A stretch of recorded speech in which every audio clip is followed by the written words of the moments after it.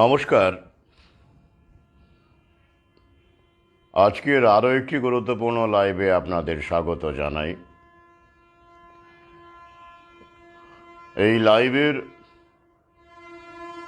আলোচ্য বিষয় প্রাকৃতিক পন্থায় সন্তান জন্ম দেওয়া বা সন্তান গ্রহণ, যেভাবেই বলুন না কেন, বা সন্তান ধারণ, পৃথিবীতে নিয়ে আসা একটি প্রাণকে, সেই বিষয়ে আজকে মুখ্য আলোচনা। এছাড়াও থাকবে আর্জেন্টিনা জানিয়েছে হু থেকে আর্জেন্টিনাও পুল আউট করবে, এরকম একটি খবর আছে।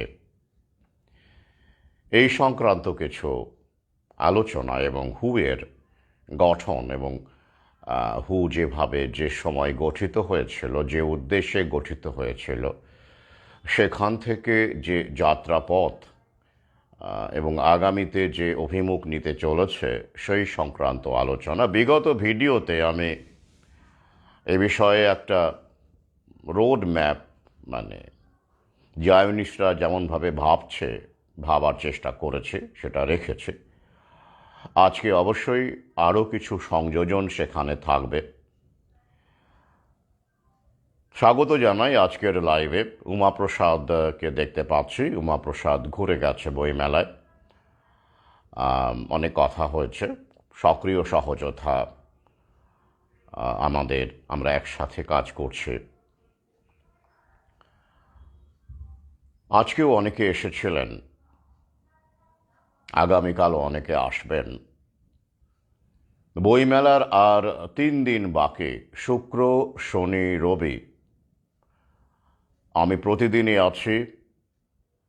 এখনও যারা আসতে পারেননি তাদের স্বাগত জানাই, বা যারা কাছাকাছি আসেন, অনেকে একাধিকবার এসেছেন। এটা একটা মানসিক ব্যাপার। বইমেলা আমাদের মিলন ক্ষেত্র, সেটা আমরা সবাই উপলব্ধি করেছি। বিশেষ করে এই ঘটনাটা আমরা উপলব্ধি করেছি এই প্যান্ডেমিকের পর থেকে। বইমেলায় আমরা যে ভূমিকা নিয়েছি, এবং বইমেলা নিয়ে আগামীতে আমার আরও কিছু ইচ্ছে আছে, সেটা আমি ক্রমশ জানাবো। আমাদের একজন শক্ত হাত দরকার, বিশেষ করে আদালতের দুনিয়াতে, সেটা তার জন্য আমরা অপেক্ষা করছি। তো আলোচনায় যাব। তার আগে আপনাদের কিছু প্রশ্ন গ্রহণ নিয়ে নিই। আর অনেকে সরাসরি এসে প্রশ্ন করছেন আমাকে। আমি আরও একবার যারা নতুন আজকে লাইভ দেখছেন তাদের জানাই, স্টল নাম্বার 148, গেট নাম্বার 2, 2 নম্বর গেট, সেন্ট্রাল পার্ক, সল্টলেক, করুণাময়। এবং আপনাদের অত্যন্ত আনন্দের সঙ্গে জানাই, আমি যেমন নিজের উদ্যোগে, যারা বাজে সাধনেই কিন্তু আমার বই পড়ার ইচ্ছে আছে, তাদের হাতে উপহার তুলে দিয়েছি ব্যক্তিগতভাবে আগেও। এটা তো নতুন কিছু নয়। এটা এই বিষয়টা আমার শুধুমাত্র এখন বই লিখছি বলে ব্যাপারটা এরকম নয়। আমার প্রথম বইয়ের সময় থেকেই এটা আমার কাছে আমার একটা বিষয় আর কি। কিন্তু পাশাপাশি আমার সহযোদ্ধা পাঠকেরাও এগিয়ে এসেছেন। তেমন একটি পোস্ট একজন শেয়ারও করেছেন, আমিও আমার ওয়ালে দিয়েছি। দেখেছেন আপনারা যে একজন বই কিনে তার কাছে সেই বইটি আছে, তার সাধ্য আছে, তিনি সচ্ছল, মানে অত্যধিক সচ্ছল কিছু নন। অত্যধিক সচ্ছল হলে আবার ওই বিল গেটস হয়ে যায় মানুষ, জানেন তো। অতিরিক্ত কিছুই ভালো নয়। মানে অন্তত একটি বই উপহার দেওয়ার সাচ্ছল্য তার আছে। তো তিনি সেটি কিনেছেন, বিল করেছেন এবং আমাকে জানিয়ে গেছিলেন যে বইটি তিনি রেখে যাচ্ছেন। কিন্তু কাকে দেব সেটা তো আমার উপর। তার পক্ষে তো জানা সম্ভব নয় যে বইটি তিনি তার উপহার আমি কার হাতে তুলে দেব। তো এইটুকু অন্তর্দৃষ্টি, এটুকু বোধ তো আমাকে রাখতেই হয়। আমার সহযোদ্ধাদের সঙ্গে মিশে কথা বলে আমার মনে হয়েছে যাকে দেওয়া উচিত তার হাতেই আমি তুলে দিয়েছি, এবং আমার মনে হয় না এক্ষেত্রে আমি কোনো ভুল সিদ্ধান্ত নিয়েছি। এটা আমার উপলব্ধি, এবং আমার উপলব্ধি এসব ক্ষেত্রেও সাধারণত ভুল হয় না। যাই হোক, সেই সহযোদ্ধাকেও আমি ধন্যবাদ বলবো না, অভিনন্দন জানাবো। সে অকপটে পোস্টটি শেয়ার করেছে, তার অভিজ্ঞতা জানিয়েছে তার ফেসবুক ওয়ালে। সিদ্ধার্থের কথাই বলছে, এই মুহূর্তে সে লাইভ দেখছে। পাশাপাশি আরও একটি কথা বলি, আমার সহযোদ্ধা পাঠক ছাড়া আমার এই লড়াই বা আমাদের এই লড়াই অসম্ভব ছিল, সেটা আমি বহুবার করে বলেছি। আমাকে দেখা যাচ্ছে, আমি লাইভ করছি, আমি কথা বলতে পারি, আমি সামনে থাকতে পারি, আমি পথে নামতে পারি, আমি গ্রামে গঞ্জে যেতে পারি, এটা মহাকারের ইচ্ছেতে আমি পারি। কিন্তু আমাকে দৃশ্যমান বলে বেশি বলে মনে হয়, মানে আমি সব কিছু করছি না, আমি আসলে সেতু মাত্র। আমি সেই ভূমিকাই পালন করছি। একটু আগেই আমার একজন কমেন্ট করেছেন, তিনিও আমার একজন সহযোদ্ধা পাঠক, এবং তিনি নিজের উদ্যোগে আমার গ্রিগরি রাসপুটিন বইটিকে ডিপি বানিয়েছেন। অবশ্যই এটা বইটি যত ছড়ায়, আমার বই যত ছড়াবে, তাতে করে অবশ্যই আমাদের লড়াই তত বেশি করে ছড়াবে। বইয়ের প্রচার হলে, বই যখন বিক্রি হয় বেশি, তাতে করে যে রসদ আমি পাবো, তাতে করে আমি আরও বেশি করে বিভিন্ন গ্রামগুলো কভার করতে পারবো। এটা তো স্বাভাবিক ঘটনা। তো তিনি একটি মন্তব্য করেছেন যে একটি স্কুলের আমি একজন সহযোদ্ধা, তিনি আমার সঙ্গে পরিচিত, তিনি পুলিশে আছেন ইনফ্যাক্ট, এবং তা সত্ত্বেও তিনি যেভাবে ফাইট করেছেন এবং নিজে করোনামৃত নেননি এবং পরিবারকে নিতে দেননি, পুলিশে থেকেও, কলকাতা পুলিশ, এটা অবশ্যই একটা বড় ঘটনা বলে আমার মনে হয় সেই সময়ে দাঁড়িয়ে। এখন আমরা অনেকেই উপলব্ধি করছি, কিন্তু সেই সময়টা ইট ওয়াজ নট ইজি। তো তিনি ওটা আমাকে পাঠিয়েছেন এবং সেটা তিনি কারেকশন করেছেন। তো একজন পাঠক সহযোদ্ধা জানিয়েছেন, এই স্কুলে যারা পড়ায় তারা কি লড়াই করতে পারে বা এসব ঝামেলা পোয়াতে পারে, এসব ফেস করতে পারে? তো তার কিছু উদাহরণ আমি আপনাদের সামনে দিতে চাই, নাম বলার দরকার নেই। আসলে আমি যেখানে দাঁড়িয়ে আছি, আমি যাদের সঙ্গে কথা বলছি, আমার যে যোগসূত্রটা, সেটা তো আপনাদের পক্ষে বোঝা বা জানা সম্ভব নয়, কি সম্ভব নয়? তাই এই লড়াইয়ে আবেগের, এই ভালোবাসার ব্যাপকতা আপনারা উপলব্ধি করতে পারছেন না। এরকমও অনেক পাঠক আছেন, সহযোদ্ধা আছেন, যারা স্কুলে গণ্ডগোল করে স্কুল ছাড়িয়ে দিয়েছেন, অন্য স্কুলে ভর্তি করেছেন, বাংলা মাধ্যম স্কুলে ভর্তি করেছেন, নন ব্র্যান্ডেড স্কুলে ভর্তি করেছেন। আগে হ্যাঁ, এই লড়াইটা, আবেগের তীব্রতা, আদর্শের জায়গাটা কতটা এই অধম জানে। তাই অধম মাঝে মাঝেই এইসব মানুষের কাছে মনে মনে নত জানো হয়। কারণ আমি যে ক্ষেত্রে লড়াই করছি, আমাকে যেমন সাহস দেখাতে হয়, আমাকে যেমন প্রতি মুহূর্তে নিজেকে অতিক্রম করে যেতে হয়, তেমনি এই সব সহযোদ্ধা পাঠকদেরও, তাঁদেরও কিন্তু তাদের ক্ষেত্রে, তাদের পরিসরে, তাদের চাকরিতে, তাদের জীবিকাতে আরেক রকমের লড়াই করতে হয়। লড়াই সবাইকেই করতে হচ্ছে, আমরা সেটা জানি না বা দেখি না, তাই আমরা বুঝতে পারি না। শুধু তাই নয়, এমন সহযোদ্ধাও আছেন, পরবর্তীকালে আমি এই সব সহযোদ্ধাদের সাক্ষাৎকার নিয়ে আমি আমার ইউটিউব চ্যানেলে রেখে দেব, আমার ইচ্ছে আছে। এবার বইমেলা এমন জায়গায় স্টলটা হয়েছে, পরিসর নেই, সাক্ষাৎকার নেওয়ার পরিসর নেই, যেটা গতবারে ছিল, তাই এবারে নেওয়া যাচ্ছে না। কিন্তু পরবর্তীতে কলেজ স্ট্রিটে হোক, কফি হাউসে হোক, বা অন্যত্র হোক, আমি এই সব মানুষদের 10-15 মিনিট বা 20 মিনিটের টুকরো টুকরো ইন্টারভিউ নিয়ে আমি আমার চ্যানেলে রাখবো, ফেসবুকে রাখবো। এই সময়ের দলিল হিসেবে তারা থেকে যাবেন। এমনও সহযোদ্ধা পাঠক আছে যারা স্কুলে পড়াননি বাচ্চাদের। ভাবতে পারেন, এই সময়ে দাঁড়িয়ে পড়াচ্ছেন না, হোম স্কুলিং করছেন। আমাদের দেশে ভদ্রলোক শ্রেণী বলে যাদেরকে আমরা বলি, ভদ্রলোক বলি, অপমান করি আমরা, মানে একটা সময় আমি বলতাম, এখন মানে মজা করি, অপমান বলবো না আর কি, যারা আসলে বুঝতে চাইতেন না, মানে শোনার অন্তত একটা জানালা খোলা তো দরকার। তো যাই হোক, সেইখান থেকেই কিন্তু উত্তরণ আমাদের। ওই জন্য corona is a blessing in disguise আমার সহযোদ্ধারাই বলেন, এবং তাদের সাথে আমি একমত। তো হোম স্কুলিং করাচ্ছেন, এবং অনেকে এসে প্রশ্ন করছেন যে স্যার আমি ভাবছি আমার ছেলেকে স্কুলে পড়াবো না, বাড়িতেই স্কিল ডেভেলপ করব। আমি বলেছি আগামীতে যে সময় আসছে আপনি সঠিক সিদ্ধান্ত নিয়েছেন, তবে হ্যাঁ স্কুলে পড়াতেই পারেন, তবে কোনো প্রত্যাশা করবেন না। আর অত্যধিক লক্ষ লক্ষ টাকা দিয়ে স্কুলে পড়ানোর দরকার নেই, কারণ সব জলে যাবে। যারা জানেন না তারা করছেন। স্কিল শেখান, টিকে থাকতে গেলে স্বনিযুক্তি শেখান, জমি থাকলে চাষবাস শেখান, এটাই বাস্তবতা। যারা এখনও উপলব্ধি করতে পারছেন না, যারা ভাবছেন ব্র্যান্ডেড স্কুলে পড়ালেই, হ্যাঁ একদম টপ লেভেলে যারা এআইকে ফিট করবে, মেশিন লার্নিংকে ফিট করবে, রোবোটিক্সকে ফিট করবে, কতিপয় কিছু মানুষ অবশ্যই তাদের লাগবে, কিন্তু তারা একদম টপ লেভেলের, তারা ম্যানেজমেন্টে থাকবেন। আর বাকি সমস্ত ওই কন্ট্রাকচুয়াল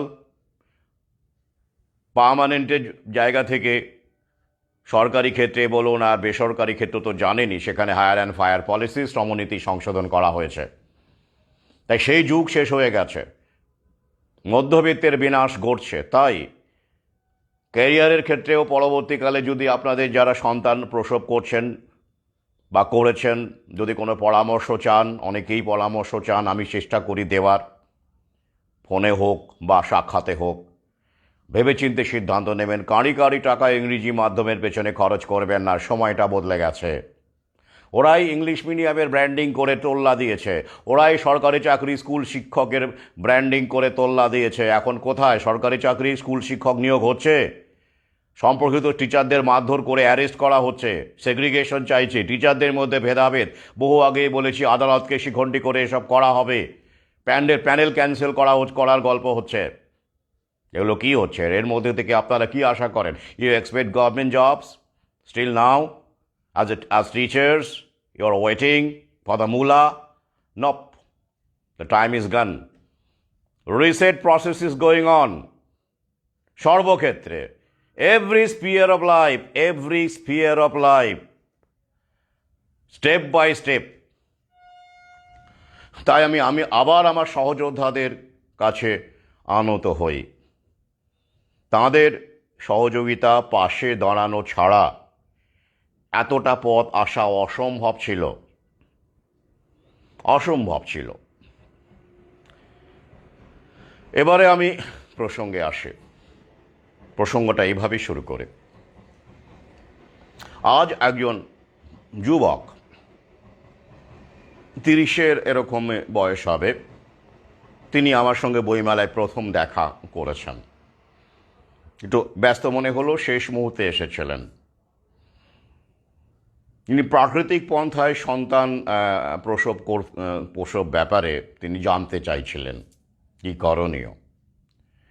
তারপরে আমি কথা প্রসঙ্গে জানতে পারলাম যে তার নয়, তার কোনো এক আত্মীয়, তার স্ত্রী গর্ভবতী হয়েছে 1 মাসের বা এরকম। তো সেই কারণে তারা আমার পরামর্শ চাইছেন, তারা আমার ভিডিও দেখেন, হয়তো এই মুহূর্তে তারা আমার ভিডিও দেখছেন বা ইউটিউবে দেখবেন। তাঁদের প্রতিনিধি হয়ে তিনি এসেছেন। আমি তাকে সবিনয়ে বললাম, যাদের দরকার তারা আমার সঙ্গে যোগাযোগ করবেন, ভায়া মিডিয়া কেন? তো তাকে আমি আমার হোয়াটসঅ্যাপ নাম্বার বা ফোন নাম্বার দিয়ে দিলাম, মেসেজ করে আমার সঙ্গে যেন পরবর্তীকালে কথা বলে নেন, এটাই বললাম। এখান থেকে কি বার্তা গেল, কি বার্তা দিলাম? এইটাই, যদি আপনারা আমার এখানে অনেকেই এখন আগ্রহী হচ্ছেন, এবং কারণ আমি অনেক নবজাতকের ছবি পোস্ট করেছি এবং তারা সুস্থ আছে। আমি নতুন কিছু করছি না, প্রকৃতি এভাবেই আমাদেরকে পাঠিয়েছিল প্রথমে। কিন্তু তাতে করে অনেক কাপল, অনেক বাবা মা, পিতা মাতা অনুপ্রাণিত হচ্ছেন এবং তারা আমার সঙ্গে যোগাযোগ করছেন, সেটা স্বাভাবিক। তো আমি তাদেরকে অবশ্যই সময় দিচ্ছি। কিন্তু মনে রাখবেন, ভায়া মিডিয়া নয়, ফোনেও নয়। ফোনে আপনি একটা অ্যাপয়েন্টমেন্টের টাইম ঠিক করতে পারেন যে কোথায় আমার সঙ্গে দেখা করবেন, বই মেলায় না কলেজ স্ট্রিটে না কোনো গ্রামে বা পথে, সেটা আমি আমার সূচি আপনাকে জানাবো যখন সূচি তৈরি হবে। কিন্তু মুখোমুখি কথা হবে, আপনাকে আমার চেনা দরকার মুখোমুখি। ফোনে এসব ভ্যাকসিন সংক্রান্ত আলোচনা, মায়ের খাবার দাবার, গর্ভাবস্থায় তিনি কি খাবেন, কতটা কি খাবেন না, কি পন্থায় থাকবেন, এগুলো আলোচনা ফোনে অসম্ভব, করা উচিত নয়, আমি বহুবার বলেছি। তাই প্রথম ব্যাপারটা কি দাঁড়াবে, আমার সঙ্গে মুখোমুখি সাক্ষাৎ করতে হবে। ফোনে মেসেজ করে নেবেন আগে, তারপরে সময় আমি একটা সময়ে বলবো বা আপনার সময়। আমি সব সময় কখনোই বলি না I don't impose my time on anybody. সেভাবে কথা হবে। গেল। এবারে আসছি, এই প্রাকৃতিক পন্থায় সন্তান গ্রহণের অনেকগুলো স্টেপ থাকে, অনেকগুলো বিষয় থাকে। আজকে সবগুলো বিষয়ে আমি আলোচনা করব না, সম্ভব নয়, পরবর্তীতে করব। তো যেহেতু আমাদের এইভাবে যারা বাবা মা হতে চাইছেন তাদের সংখ্যা এখনও হাজার হাজার হয়নি বলে আলাদা করে আমি লাইভ করি না এই পন্থা প্রকরণ নিয়ে।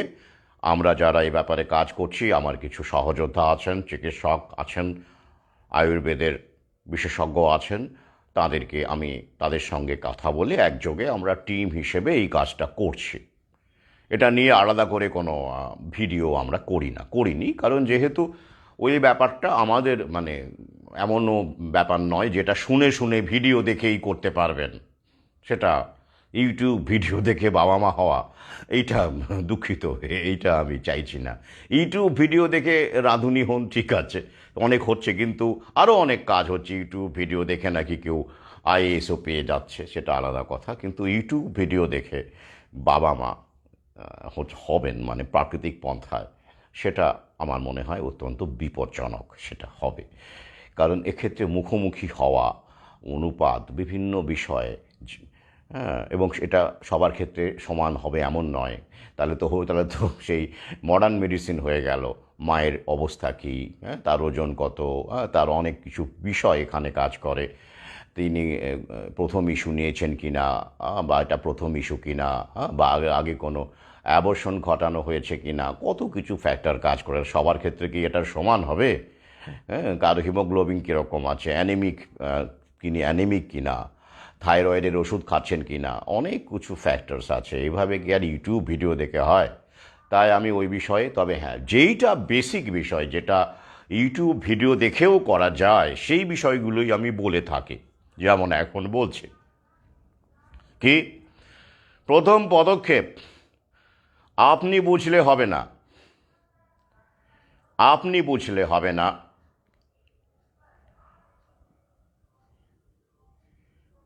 কাকে বুঝতে হবে? আপনার সহধর্মিণী বা আপনার পতি বা বলুন, স্বামী বলুন, অর্থাৎ মাতা পিতা উভয়কেই ব্যাপারটা বুঝতে হবে, নইলে কিন্তু হবে না। আপনি ভাবছেন আপনি বুঝেছেন বা কি সুন্দর, এটা ভালো। প্রথমত এই বিষয়টা কনভিন্সড হতে হবে যে এই স্বাভাবিকভাবে আপনি ব্যাপারটা শুধু নর্মাল ডেলিভারি নয়, কিন্তু ব্যাপারটা হচ্ছে যে আপনি আপনার নবজাতককে কোনো বউ দেবেন না, মানে কোনো ভ্যাকসিন গুঁজবেন না। এই বিষয়ে আপনাকে আগে নিশ্চিত হতে হবে। আমি বলছি বলে নয়, যেসব তথ্য ডকুমেন্ট আমরা দিচ্ছি সেগুলো আপনারা স্টাডি করবেন, যারা এগিয়ে এসেছেন তারা করেছেন, পড়বেন এবং আমার বিশ্লেষণগুলো শুনবেন এবং সেইভাবে আপনারা সিদ্ধান্ত নেবেন। এটা প্রথম পদক্ষেপ। অর্থাৎ আমি বলছি বলে নয়, আপনারা ভেতর থেকে যখন উপলব্ধি করবেন, হ্যাঁ, এই ব্যক্তিটি যা বলছে এবং যে তথ্য দিচ্ছে তাতে করে যুক্তি আছে, এটা আপনাকে আগে বুঝতে হবে প্রথম, নাহলে অন্ধত্ব হয়ে যাবে। আই হেট ব্লাইন্ডনেস, আমি বারবার করে বলি। এই যেমন আজকে সব ওই নিরামিষ ট্রেন বেরিয়ে গেল, এগুলো কেন? এগুলো হচ্ছে চিকিৎসাবিদ্যারই দেখবেন যেমন ধর্মগুরুদের একটা ব্লাইন্ডনেস আছে নিরামিষ প্রমোট করা, তেমন চিকিৎসাবিদ্যারও কোনো কোনো চিকিৎসাবিদ্যা আমরা দেখতে পাচ্ছি নিরামিষ প্রমোট করছে, যেটা আমার মনে হয় কেন আমি শিওর। যেমন ধর্ম করছেন ওই আমাদের ইস্কন নিরামিষ প্রমোট করছে, ল্যাব মিট প্রমোট করা, প্ল্যান্ট মিট প্রমোট করা, সেগুলোকে অর্থাৎ গ্লোবাল ওয়ার্মিংকে সামনে রেখে প্রাণী হত্যাকে ওই প্রাণী মানে গরু মহিষ এরা হচ্ছে মিথেন গ্যাস নির্গত করে, তাই তাদের পালন বন্ধ করে প্ল্যান্ট মিট ল্যাব মিট এগুলোকেই প্রকারান্তরে তারা প্রমোট করছে, সেই সব ধর্মকে তারা জায়নিক শক্তি প্রমোট করছে। তেমন করে চিকিৎসা পদ্ধতিও রয়েছে কিছু আমরা জানি, দেখতে পাচ্ছি ইদানিং তারাও কিন্তু সুকৌশলে নিরামিষকেই প্রমোট করছে। এগুলো অন্ধত্ব বলে আমি মনে করি। এটা ব্যক্তিগত, সবার শরীর সমান নয় এবং সবাই সব খাবার হজম করতে পারে এমন নয়, আর সবার জন্যই নিরামিষটা খুব ভালো আর সবার জন্যই আমিষটা খুব ভালো এমন নয়। প্রকৃতি আমিষ নিরামিষ দুরকম খাদ্যের অপশনই আমাদের সামনে রেখেছে, এবং কখন কোন সময় হলে শরীর খারাপ হলে কোন খাবারটা বর্জন করবেন সেটা শরীরই আপনাকে কিন্তু জানিয়ে দেবে। হ্যাঁ, তো এটা অন্ধত্বের মতো কোনো কিছু ফলো করা উচিত বলে আমি মনে করি না। প্রকারান্তরে কিন্তু আপনারাই নিজেদের বিপদ, অন্ধত্বকে যদি আপনারা জীবনের যে কোনো ক্ষেত্রে গ্রহণ করেন তাহলে আপনাদের বিপদ আপনারা নিজেরাই ডেকে আনবেন। এই আমিষ নিরামিষের ওপরও আমার একটি ভিডিও আছে ইউটিউবে, অবসরে শুনবেন, প্রশ্ন জাগলে অবশ্যই প্রশ্ন করবেন। তো যাই হোক, ওই বিষয়টিতে আমি যাচ্ছি না। তো একজন আমাকে প্রশ্ন করেছিলেন যে এটা সম্ভবত হোয়াটসঅ্যাপে হবে বা মেসেঞ্জারে, আমার অতটা মনে নেই। আর প্রশ্ন করেছিলেন যে আপনি শেকড়ে ফেরার কথা বলে কি মানুষকে পিছিয়ে নিয়ে যাচ্ছেন? এই বাচ্চাদের করোনা ভ্যাকসিন না হয় মানলাম, এটা চটজলদি বানানো হয়েছে, ক্লিনিক্যাল ট্রায়ালের নাম গুঁজে দেওয়া হয়েছে এবং অভিনব প্রযুক্তি মেসেঞ্জার আরএনএ বা ভেক্টর ভাইরাল প্রযুক্তি ব্যবহার করা হয়েছে। কিন্তু আগেকার ভ্যাকসিনগুলো তো ট্র্যাডিশনাল ভ্যাকসিন, সেখানে তো অনেক সময় নিয়ে ক্লিনিক্যাল ট্রায়াল নিয়ে এসব করা হয়েছে। ট্র্যাডিশনাল ভ্যাকসিন যেমন করে হয়, এডওয়ার্ড জেনার যে পথটা দেখিয়েছিলেন সেইখান থেকেই তো একটু মডিফিকেশনস করে, এটাতে না হয় শেষের দিকে একদম ওরা বাজার মানে ফার্মা কোম্পানি পুরো খপ্পরে পড়ে গিয়ে প্যানিকবাজি করেছে, কিন্তু অন্য ভ্যাকসিনগুলোর ক্ষেত্রে তো প্যানিকবাজি সেভাবে করেনি। হ্যাঁ, চাইল্ডহুড ইনোকুলেশন প্রোগ্রামের মাধ্যমে অবশ্যই ব্রেন ওয়াশ করা হয়েছে, বাবা মারা নিয়েছেন, কিন্তু সেক্ষেত্রে কি এতটা পার্শ্ব প্রতিক্রিয়া ছিল? আমি তাই মানে আমরা যখন এগোচ্ছি চিকিৎসাবিদ্যার ক্ষেত্রেও তো অগ্রগতি হচ্ছে, তো সেই অগ্রগতির ক্ষেত্রে কি আমরা এই চাইল্ডহুড ভ্যাকসিনগুলোকে গ্রহণ করতে পারি না? এরকম একটা প্রশ্ন, তাকে স্বাগত জানাই, খুব সুন্দর প্রশ্ন করেছেন। ওই যে আমি বারবার বলি যে হ্যাঁ, আমার কণ্ঠস্বরটা হয়তো বড় বাঁচ খাই, খুব স্বাভাবিকভাবে কথা বললেও মনে হয় যে আমি রেগে আছি, অনেকে আমাকে রাগী বলেও মনে করেন। I am helpless in this field, এখানে আমার কিছু করার নেই। আমার এই সমস্ত কিছুই মহাকালের অবদান বলুন, দান বলুন, সমস্ত কিছু মিলিয়েই এটা আমি আপনাদের সামনে রক্ত মাংসের আমি বসে আছি এই মুহূর্তে। কিন্তু আমি যুক্তিসঙ্গত যখন প্রশ্ন আসে আমি খুব ঠান্ডা মাথায় উত্তর দেওয়ার চেষ্টা করি। আমার এই প্রশ্নটিকে খুব ভালো বলে মনে হয়েছে তাই উত্তর দিচ্ছি। ব্যক্তি আক্রমণ হলে আমি উত্তর দিই না, এটা ব্যক্তি আক্রমণের প্রশ্ন নয়, এটা ভালো প্রশ্ন, যুক্তিসঙ্গত প্রশ্ন। প্রথমত দেখুন, এটা কোনো সন্দেহ নেই যে করোনা অমৃতের যে সাইড এফেক্ট বলুন বা আমি তো এফেক্ট বলি, তার যে ভয়ানক এবং খুব এই যে আগামী খুব তাড়াতাড়ি যেগুলো আমরা দেখতে পাচ্ছি আগামী 15 বছরের মধ্যে যে আরও ভয়াবহ আকার নেবে, সেই মাত্রায় আগেকার ভ্যাকসিনগুলোর ক্ষেত্রে ঘটেনি। তার মূল কারণ অবশ্যই যে সেগুলো অনেকটা সময় ধরে ট্রায়াল হয়েছে। পোলিও ভ্যাকসিনের ক্ষেত্রে যেমন 50 বছর প্রায় তার একটা অ্যানিমাল ট্রায়াল থেকে শুরু করে হিউম্যান ট্রায়াল এগুলো ঘটেছে, তথ্য বলছে। শুধু তাই নয়, সেক্ষেত্রে জবরদস্তিও করা হয়নি। আমরা যদি এখনও খোঁজ করি প্রত্যন্ত এলাকায় অনেক জায়গাতে শিশুদের ভ্যাকসিন দেওয়া হয়নি, বিশেষ করে গোবলয় এলাকা বা ইসলাম ধর্মী মানুষের মধ্যে আমরা দেখতে পাই আনভ্যাকসিনেটেড শিশু আমরা দেখতে পাই। এমনকি আজ একটা খবরে বেরিয়েছে, সেটা নিয়ে আমি সেপারেট একটি পোস্ট দেব, সেখানে দেখবেন একটি মুসলিম পরিবারে 9 মাস ধরে কানের কাছে ঘ্যানোর ঘ্যানোর ঘ্যানোর ঘ্যানোর ঘ্যানোর করে ভ্যাকসিন দেওয়ানো করিয়েছে। তো সেই দাদু, সেই পরিবারের সন্তান যে নবজাতকের দাদু, তিনি আপত্তি করেছিলেন। তার যুক্তি ছিল, আগে তো 2-3টে সন্তান আমার আছে, আমাদের পরিবারে আছে, আমার নাতি, তারা তো কোনো ভ্যাকসিনই নেয়নি, তারা তো সুস্থ আছে, দিব্যি ভালো আছে, তাহলে এটার বেলায় কেন আপনারা জোর করছেন? 9 মাস ঠেকিয়ে রেখেছিলেন ওটা। বোঝাই যাচ্ছে ওটা মানে বাড়িতে প্রসব হয়েছে, কোনো ভ্যাকসিনই দেওয়া হয়নি, আগের 2টি সন্তানের ক্ষেত্রেও তাই। কিন্তু শেষ পর্যন্ত বলা হচ্ছে খবরে যে স্বাস্থ্যকর্মীরা বলে বলে, ঊর্ধ্বতন কর্তৃপক্ষ অফিসারকে বলে বলে, সিওমএইচকে দিয়ে অনেক কিছু করে নাকি সফল হয়েছে। তাহলে ভাবুন, আপনাকে সুস্থ রাখতে গিয়ে ওদের কত মাথা ব্যথা, আপনি খেয়ে পড়ে আছেন কি না, আপনার জীবিকা কোথায়, লকডাউনে আপনার উপার্জন কোথায় গিয়ে ঠেকলো, জীবিকা হারালেন কিনা সে প্রশ্ন ওদের নেই।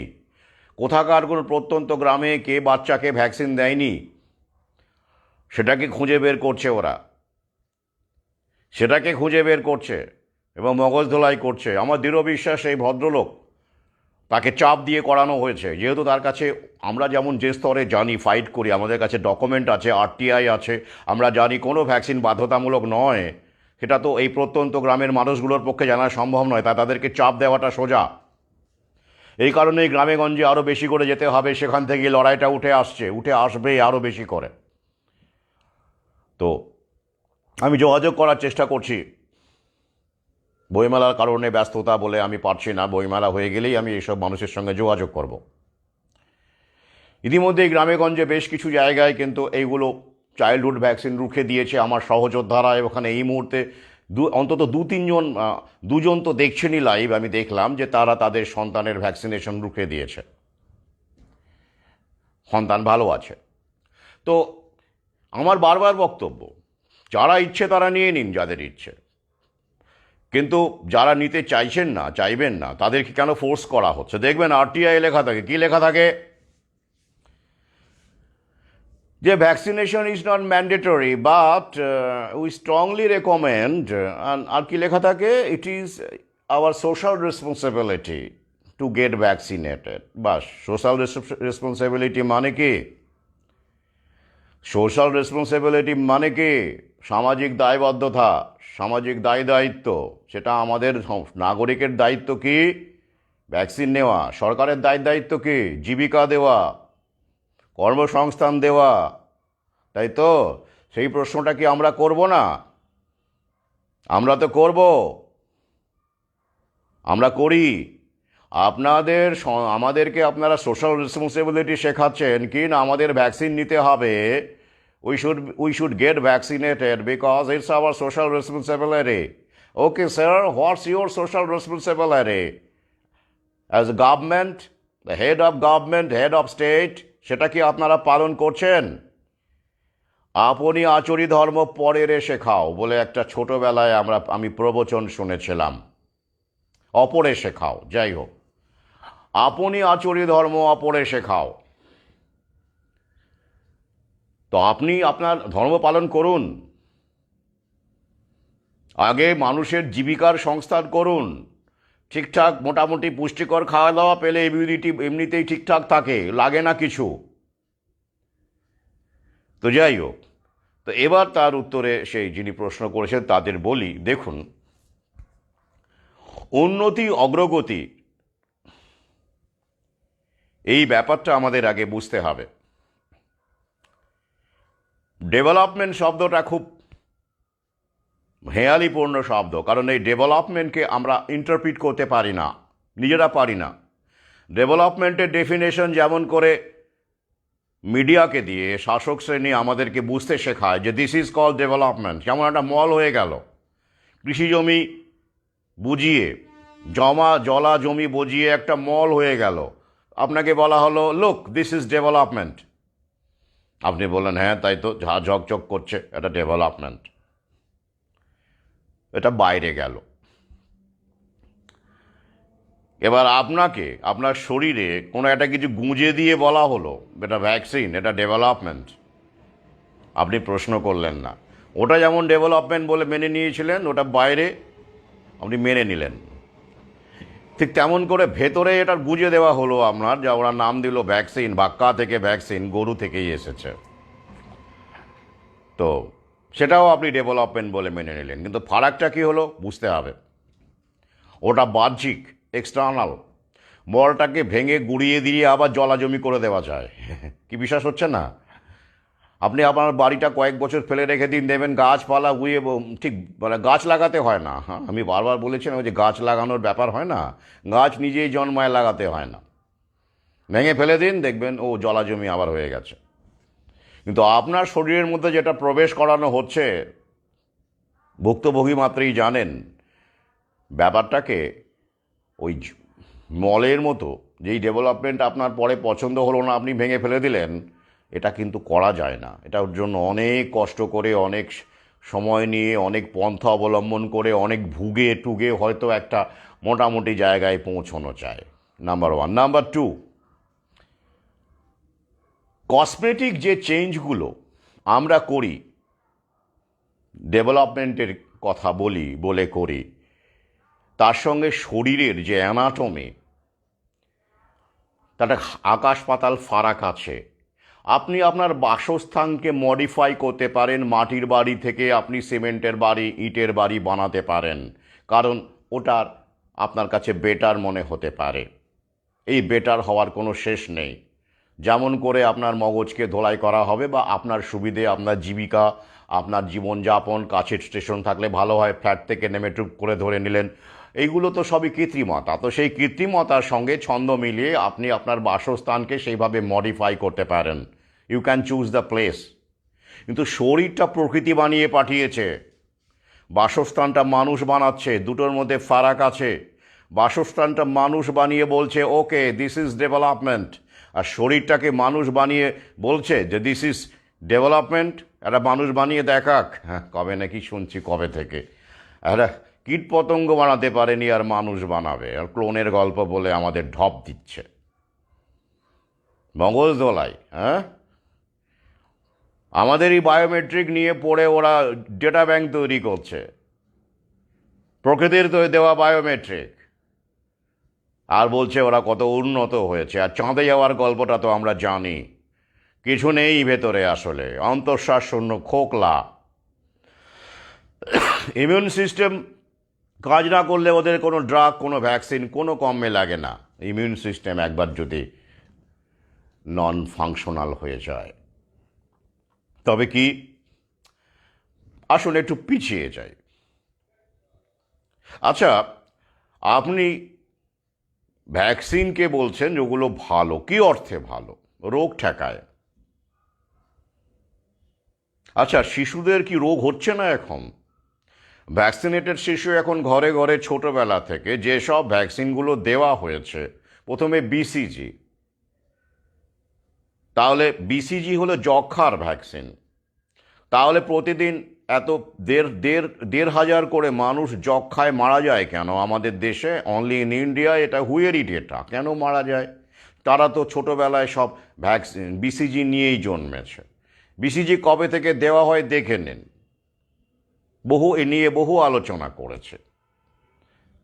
তাহলে 20, 25, 23, 24, 35, 40 বছরের লোকেদের কেন কি করে যক্ষ্মা হচ্ছে? তারা তো ছোটোবেলায় বিসিজি পেয়েছেন, তাহলে কেন হচ্ছে? বেড়ে যাচ্ছে তো বরং। আগে যক্ষ্মাটা অপুষ্টি যাদের ছিল, খেতে পেত না, খুব দরিদ্র ঘরের মধ্যে হতো। এখন তো স্বচ্ছন্দ পরিবারেও, সচ্ছল পরিবারেও যক্ষ্মা বেড়ে যাচ্ছে হু হু করে। না হলে 1,500 করে মানুষ মরে গড়ে। প্রশ্ন করুন। তাই যে টিকাগুলো দেওয়া হয়, সমস্ত রোগগুলো আছে, আর বেশি বহাল তবিয়তে আছে, কোন রোগটা নেই। তাহলে ভ্যাকসিন দিয়ে আপনি কোন রোগটা প্রিভেন্ট করছেন? পোলিওর গল্প শুনে রাখুন। ওরা দাবি করে স্মল পক্সকে ওরা, মানে গুটি বসন্তেকে ওরা নাকি ভ্যাকসিন দিয়ে নির্মূল করেছে। বসন্তের টিকা মনে আছে? ওটা একটা আই ওয়াশ। আপনাদের জানাই একটা খুব প্রকৃতির একটা রহস্যের কথা, যে রহস্য আমরা এখনো জানি না। রবি ঠাকুরও বলে গেছেন, বিপুলায় পৃথিবীর কতটুকু জানে। পৃথিবীর ব্যালেন্স তৈরি রাখবার জন্য, ইকোসিস্টেমের ভারসাম্য রাখবার জন্য প্রকৃতির গর্ভ থেকেই বেশ কিছু রোগ জীবাণু প্যাথোজেন জন্মায় এবং প্রকৃতি তাদের সময়ে আবার ডেকে নেয়। ভ্যাকসিন দিয়ে নির্মূল হয় না। হ্যাঁ, তার উদাহরণ কি? Plague, bubonic plague. প্লেগের যে তথ্য আমরা পাই, সেই সময় হু এর গঠন হয়নি, ওয়ার্ল্ড হেলথ অর্গানাইজেশন বা হেলথ অর্গানাইজেশন গঠিত হয়নি। ওয়ার্ল্ড হেলথ অর্গানাইজেশন 1948 সালে গঠিত হয়, এপ্রিল মাসে, এবং 1 সেপ্টেম্বর 1948 থেকে কাজ শুরু করে, দ্বিতীয় বিশ্বযুদ্ধের পরে। কিন্তু বিউবনিক প্লেগ যেটা আমরা দেখতে পাচ্ছি 14th সেঞ্চুরিতে, সেই সময় তো আর হু ছিল না যে ডেটা কন্ট্রোল করে ডেটা ফাজ করবে। সে সময় সত্যি সত্যি ইউরোপের প্রায় 40% জনসংখ্যা এই ব্ল্যাক ডেথ বা প্লেগের শিকার হয়েছিল, যাকে বিউবনিক প্লেগ বলা হয়। মূলত এই প্লেগের ফলেই মানুষ মারা যায়। এবার বলুন, প্লেগ এখন ইউরোপে একাধিকবার এই প্লেগ এসেছিল, তা এই প্লেগের কি ভ্যাকসিন দেওয়া হয়েছিল? হয়নি। পাগলেও বলবে না তখন ভ্যাকসিন আবিষ্কৃতই হয়নি, কারণ তখন জায়নিস শক্তির ক্ষমতাই ছিল না। তারা তখনও প্ল্যান করে যাচ্ছে, ওয়ার্ল্ড কন্ট্রোলের করতে পারেনি, একটু একটু করে এগোচ্ছে। তো সেই সময় ইলুমিনাটি, ফ্রিম্যাসনেরও অস্তিত্ব ছিল না। তাহলে সেই প্লেগ কি করে বিলুপ্ত হয়ে গেল? ভয়ঙ্করভাবে এখনও ইঁদুর থেকে ছড়ানো বিউবনিক প্লেগ, যেটা এখনও আমেরিকায় বা বিভিন্ন জায়গায় বিচ্ছিন্নভাবে কারো কারো হয়, কিন্তু সেটা আর মারণ ক্ষমতা তার নেই, সেইভাবে মারণ ক্ষমতা নেই। কিভাবে হলো? প্রকৃতি ওই সময়ে ওটা প্রকৃতি এনেছিল, প্রকৃতি তার বুকে ফিরিয়ে নিয়েছে, ভ্যাকসিন লাগেনি। ওই স্মল পক্স বা গুটি বসন্ত, ওটা 5000 বছর ধরে পৃথিবীতে আছে, তথ্য বলছে। মাঝে মাঝে হয়েছে, মাঝে মাঝে নিজে থেকেই প্রকৃতি ফিরিয়ে নিয়েছে। তখন কি ভ্যাকসিন লেগেছিল? লাগেনি। এটা আই ওয়াশ। এত ভ্যাকসিন দিয়ে, বাচ্চা থেকে শুরু করে ডজন ডজন ভ্যাকসিন, কেউ কেউ তো এত ডোজ দিলে আরও বাচ্চা দারুণ নিরাপদ থাকবে এই বলে তো 2 লাখ, 3 লাখ, 4 লাখ প্রাইভেট থেকে ভ্যাকসিন নিচ্ছেন, বাচ্চাদের দেওয়াচ্ছেন। বলুন তো কোন রোগটা বিলুপ্ত হয়েছে? মানে আরও বেশি বেশি করে রোগ হচ্ছে। গিলান বারে সিনড্রোমের নাম কখনো আপনার বাবা কাকারা শুনেছিল? শোনেনি। অটিজমের নাম কখনো আপনার বাবা কাকারা শুনেছিল? শোনেনি। এগুলো তো সবই চাইল্ডহুড ভ্যাকসিন বলুন বা এই ভৌভবের অবদান। এ তো তথ্য আছে, বারবার করে আমি ফেসবুকে দিচ্ছি।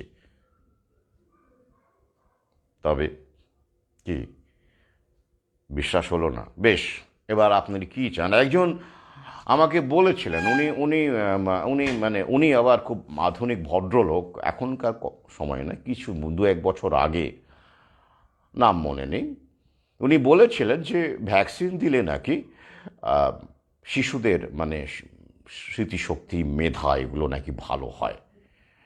শুধু তাই নয়, সিজারিয়ান করলে নাকি আরও ভালো হয়, মানে আধুনিক ব্যাপার তো।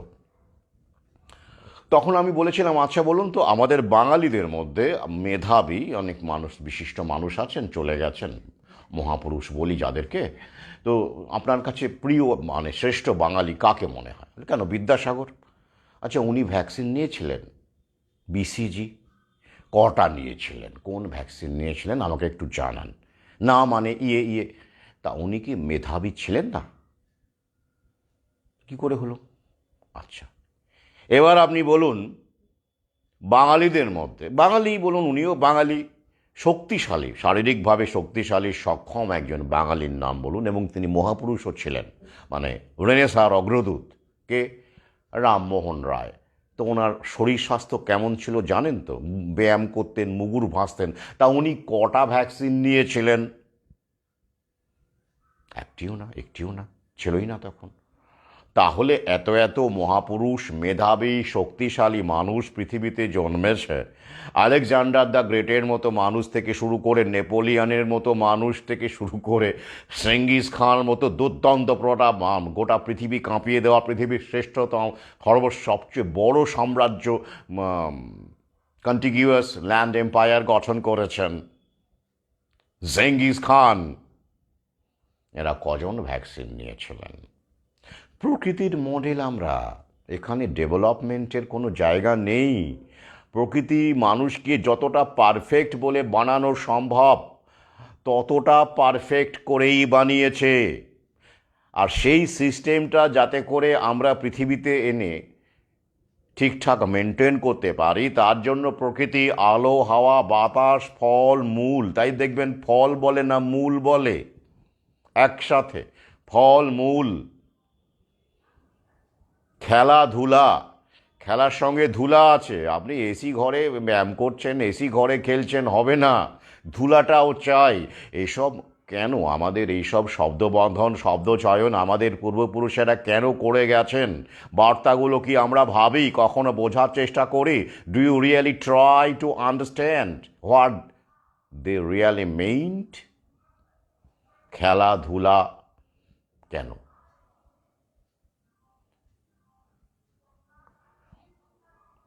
এক্সপোজ করা, শরীর চর্চা এবং শিশুদেরকে ধুলোতে এক্সপোজ করা।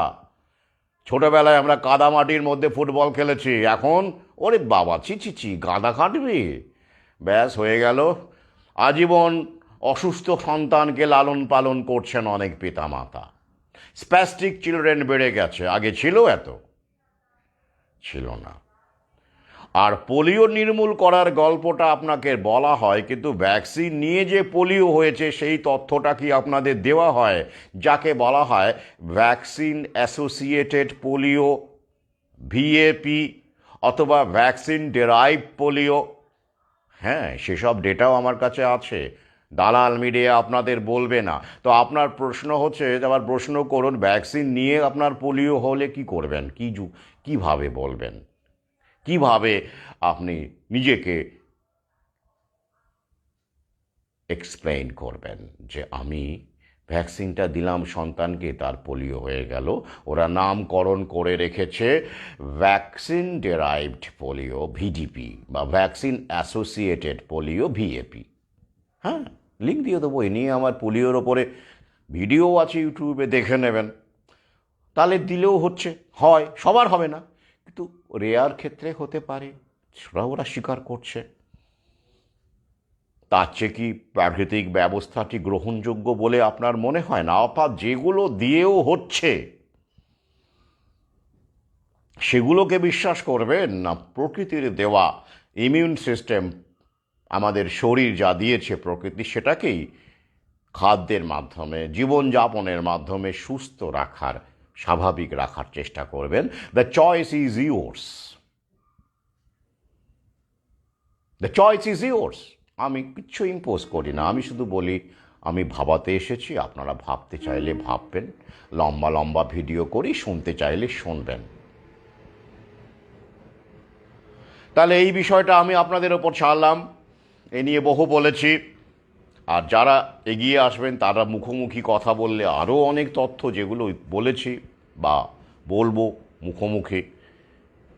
এটা গেল। এবারে আসি আরও একটি গুরুত্বপূর্ণ স্টেপে। কি? বালুরঘাটের যে ঘটনাটা আপনাদের একটা আমি ভাগ করে নিতে চেয়েছিলাম, বললাম না একটা সুখবর আছে একটা ভিডিওতে, আজকে একজন প্রশ্ন করলেন, তো মাঝখানে আমি এত চাপে ভুলেও গেছিলাম। সেই উত্তরটা আপনাদের বলি যে কন্যা সন্তান জন্মেছে, এটা আমি জানি, কিন্তু তারপরে আমি ডিটেলস জানতে চাইনি, কারণ যখন সেখান থেকে ফোন আসে, সেটা সরকারি হাসপাতাল ছিল, ডাক্তারবাবু তো অবশ্যই রাজি হচ্ছিলেন না, কিন্তু আমি যখন ফোনে কথা বললাম, এবং দুজন ছিল আমার সহযোদ্ধা, তাতে করে ডাক্তারবাবু বলেছিলেন ডিসচার্জ করে দেবেন ইত্যাদি ইত্যাদি। তো ফাইট করা যেত ডাক্তারবাবুর সাথে, উনি লিখিতও দিচ্ছিলেন না। আমি ডাক্তারবাবুর সঙ্গে সরাসরি ফোনে কথা বলতে চাইছিলাম যে উনি লিখিত কেন দেবেন না, ভ্যাকসিন না নিলে সন্তান প্রসব করার দায়িত্ব তিনি নাকি নেবেন না, নিতেই নাকি হবে ভ্যাকসিন, এরকম জায়গায় ব্যাপারটা ছিল। তো তিনি বলছিলেন যে পেশেন্ট ডিসচার্জ করে দিন। তো এই অবস্থায় দাঁড়িয়ে কিন্তু এই সহযোদ্ধার স্ত্রী কিন্তু বলেছেন যে না, আমি অন্য কোথাও যাব না, এখানেই, অর্থাৎ হ্যাঁ, ডাক্তারবাবু যে শর্তে সন্তান প্রসব করাবেন সেই শর্তই তিনি মেনে নেবেন, এমনটাই আমি তখন শুনেছিলাম। তারপরে বাকিটা আমি আর জিজ্ঞাসা করিনি, বাকিটা অনুমেয় কি হয়েছে। তাহলে এখান থেকে কি শিক্ষা পাওয়া গেল? এখান থেকে যেটা প্রথমেই বলেছিলাম যে আপনার স্ত্রীকে, আপনার সহধর্মিণীকে বোঝাতে হবে, নাম্বার ওয়ান, তাকে কনভিন্সড হতে হবে ভালো করে, সেটা তার বডি ল্যাঙ্গুয়েজ থেকে বুঝতে হবে। আপনাকে খুশি করার জন্য বলবে হ্যাঁ গো তুমি যা বলবে সবই, এতে তাকে দোষ দেওয়া যায় না। কিন্তু এটা দীর্ঘকাল ধরে আমাদের মধ্যে লালিত পালিত হয়েছে, এটা জগদ্দল পাথরের বিশ্বাস। নড়াচ্ছি, যারা নড়াতে পারছেন তাদের প্রতি আমার যে কি অপরিসীম অনুভব আমি বোঝাতে পারবো না। সেদিনই আমার আরেকজন সহযোদ্ধা পাঠক এসেছিলেন, বললেন যে সত্যি এটা বিশাল বড় একটা পদক্ষেপ, একটা বিশাল আন্দোলন। এই অবস্থায় দাঁড়িয়ে শিশুদেরকে ভ্যাকসিন না নিয়ে প্রাকৃতিক পন্থায় লালন করার যে দুঃসাহসিকতা কিছু বাবা মা দেখাচ্ছেন, শুধু আমাদের দেশে আমাদের বাংলাতে আমরা যারা করছি, হ্যাঁ, শিক্ষিত সম্প্রদায়, তথাকথিত শিক্ষিত, তারা যারা এগিয়ে এসছে, এটা নিঃসন্দেহে একটা দুঃসাহসিক পদক্ষেপ, বড় পদক্ষেপ, উনি স্বীকার করলেন। তো প্রশ্ন হচ্ছে, তাহলে প্রথম ব্যাপার হলো বাড়ির আত্মীয় স্বজন, শাশুড়ি শ্বশুর বাবা মাকে না পারলেও আপনার অর্ধাঙ্গিনীকে বা আপনার স্বামীকে বোঝাতেই হবে, উপলব্ধি করতে হবে। নইলে হাসপাতালে গিয়ে আপনি একটা বলবেন আর উনি আরেকটা বলবেন, তাহলে তো মুশকিল, আপনি ফেঁসে যাবেন মশাই। কারণ আপনি ডাক্তারবাবুকে বলবেন যে না আমি চাই না, আমি দরকার হলে অন্যত্র ভর্তি করব, কিন্তু স্ত্রী বলবেন না না না, আমি ভ্যাকসিন নিয়ে বাচ্চাকে ভ্যাকসিন দিক, আমার সমস্যা নেই। তো আপনি কি করবেন তখন? তাই ওইটা প্রথম পদক্ষেপ, এটা আপনাকেই করতে হবে ফার্স্ট। পরের দিকে কোনো ডাউট থাকলে, কনফিউশন থাকলে আমাকে অবশ্যই কথা বলাতে পারেন, অবশ্যই মুখোমুখি হলে ভালো হয়। কিন্তু ইনিশিয়াল কাজটা আপনাকেই আমার ভিডিও দেখিয়ে হোক বা নিজে কথা বলে হোক, ডকুমেন্ট দেখিয়ে হোক, তথ্য দিয়ে হোক, আপনাকেই করতে হবে। মানে আপনাকে জমি তৈরি করতে হবে, তারপরে আমি শেষ কাজটা করতে পারি। ক্লিয়ার? নইলে এগোবেন না। এরকম আমার অন্তত দুজন সহযোদ্ধাকে আমি জানি যারা আগ্রহী ছিলেন, তাদের স্ত্রী যখন গর্ভবতী হয় তারা এইভাবে সন্তান গ্রহণ করতে চেয়েছিলেন, কিন্তু স্ত্রী অসহযোগিতা করায় তারা পারেননি, সফল হননি। তাতে আমি তাদের স্ত্রীদের দোষ দেব না, কখনোই দেব না, কারণ এটা অত্যন্ত কঠিন একটি কাজ এবং এতে সময় সাপেক্ষ। তারা হয়তো পরে বুঝবেন বা তারা কখনোই বুঝবেন না হয়তো, কিন্তু এতে করে কিছু করার নেই। এতে স্ত্রীকেও আপনি দোষ দিয়ে গণ্ডগোল করবেন, অশান্তি করবেন, এমনটা কিন্তু করবেন না প্লিজ। সেই ক্ষেত্রে ভবিতব্য বলে মেনে নিতে হবে। অথবা যারা ইতিমধ্যে, এই যে কিছুদিন আগে পার্থ এসেছিল, আমার এক সহযোদ্ধা, সে চিকিৎসা ক্ষেত্রে কাজ করে, একটি নারীকে বিয়ে করতে চলেছে, আমাকে বিয়ের আমন্ত্রণ জানিয়ে গেছে, কার্ডও দিয়ে গেছে, মে মাসে বিবাহ। আমি আবার পার্থকে বলবো অন্তত মনে করিয়ে দিও ভাই, আমি ভুলে যাব হয়তো, আমি যাওয়ার চেষ্টা অবশ্যই করব, কিন্তু আমাকে অন্তত 7 দিন আগে মনে করিয়ে দিও। তো সেক্ষেত্রে সে মেয়েটিকে আমার সঙ্গে আলাপ করিয়ে দিয়েছে, সে আমার ভিডিও দেখে, she is already pretty much convinced. স্বাস্থ্যক্ষেত্রে কাজ করা সত্ত্বেও সে সাধ্যমতো যেখানে সুযোগ পাচ্ছে সেখানে মানুষকে অ্যালার্ট করছে। হ্যাঁ, স্বাস্থ্যকর্মী।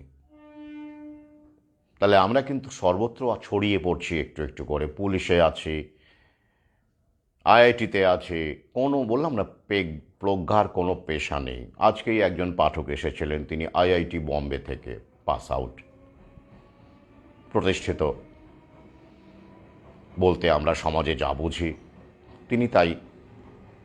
আবার অটো চালকও আছেন, দর্জিও আছেন, অধ্যাপকও আছেন, সফটওয়্যার ইঞ্জিনিয়ারও আছেন, কর্পোরেটের কাজ করেন এমন অনেক মানুষ আছেন, বিভিন্ন পেশার মানুষ আছেন। উইজডম, প্রজ্ঞার কোনো পেশা হয় না। তো যাই হোক, তাহলে এই যে গুরুত্বপূর্ণ স্টেপটা আগে আপনারা ঠিক করুন। এটা পন্থার চাইতে বেশি গুরুত্বপূর্ণ, ওটা পরে আসবে। আগেন আপনি যদি আপনার পার্টনারকে, লাইফ পার্টনার বলুন, যেভাবেই ডাকুন না কেন, তাকে যদি কনভিন্স করতে না পারেন, আমি কনভিন্স কথাটা বলবো না, তাকে যদি আপনি এই চিন্তার সঙ্গে পরিচিত করতে না পারেন বা ভাগ করে নিতে না পারেন, এই পথের সাথী করতে না পারেন, নইলে আপনি চাইলেই হবে এমনটা প্রত্যাশা করবেন না। এটা দুজনেরই সিদ্ধান্ত, উভয়কেই একমত হতে হবে। তার জন্য এখন থেকে আপনারা চেষ্টা করুন, যারা বাবা মা হতে চলেছেন। ওটা ওভারনাইট প্রসেস হবে না, নাম্বার ওয়ান। নাম্বার টু, কি আপনার মধ্যে যদি ফাইট করার ব্যাপার থাকে, if you are really a fighter and at the same time your wife or your partner is also with you, then choose a government hospital for the delivery, otherwise not. কেন? আপনি যদি লড়াকু হন, এবং কারণ সরকারি হাসপাতালে ধরে নিতে হবে 99% ক্ষেত্রে ওরা গুঁজে দেবে, কারণ ওরা কম পয়সায়, ওটাই হচ্ছে প্রভুদের একটা ছক, যে প্রলোভন, ওখানে পয়সাটা কম নেবে। প্রাইভেট হসপিটালে সন্তান ডেলিভারিতে যত খরচা হয়, কারো 50, কখনো 40, কখনো 1 লাখেও হয়ে যায়, 80,000ও হয়ে যায়। তো সেখানে সরকারি হাসপাতালে অনেক কমে হয়। ইদানিং কিছু লাগছে, সেটাও তেমন কিছু নয়। তো অনেকে ভাবে, বাহ, এই তো খুব সুন্দর, কম পয়সায় হয়ে গেল, কিন্তু ওই যে গুঁজে দেয়, ওটা ইনভেস্টমেন্ট থাকে। পরবর্তীকালে বিভিন্ন রকমের, এই যে অটিজম বলুন বা বিভিন্ন রকমের যে রোগগুলো আমাদের সামনে আসছে, 16 কোটির ট্রিটমেন্টও লাগে কারো কারো, এমন একটা সিচুয়েশন হচ্ছে। কেউ প্রশ্ন করছে না, কেন আগে তো এসব ছিল না? হার্ট অ্যাটাক, ব্রেন স্ট্রোক থাকলেও এত কি ছিল? কোনো ক্ষেত্রেই রোগ এত বেড়েছে, অকল্পনীয়। এত নার্সিংহোম, সুপার স্পেশালিটি হসপিটালের কি আগে দরকার পড়েছিল? পড়েনি।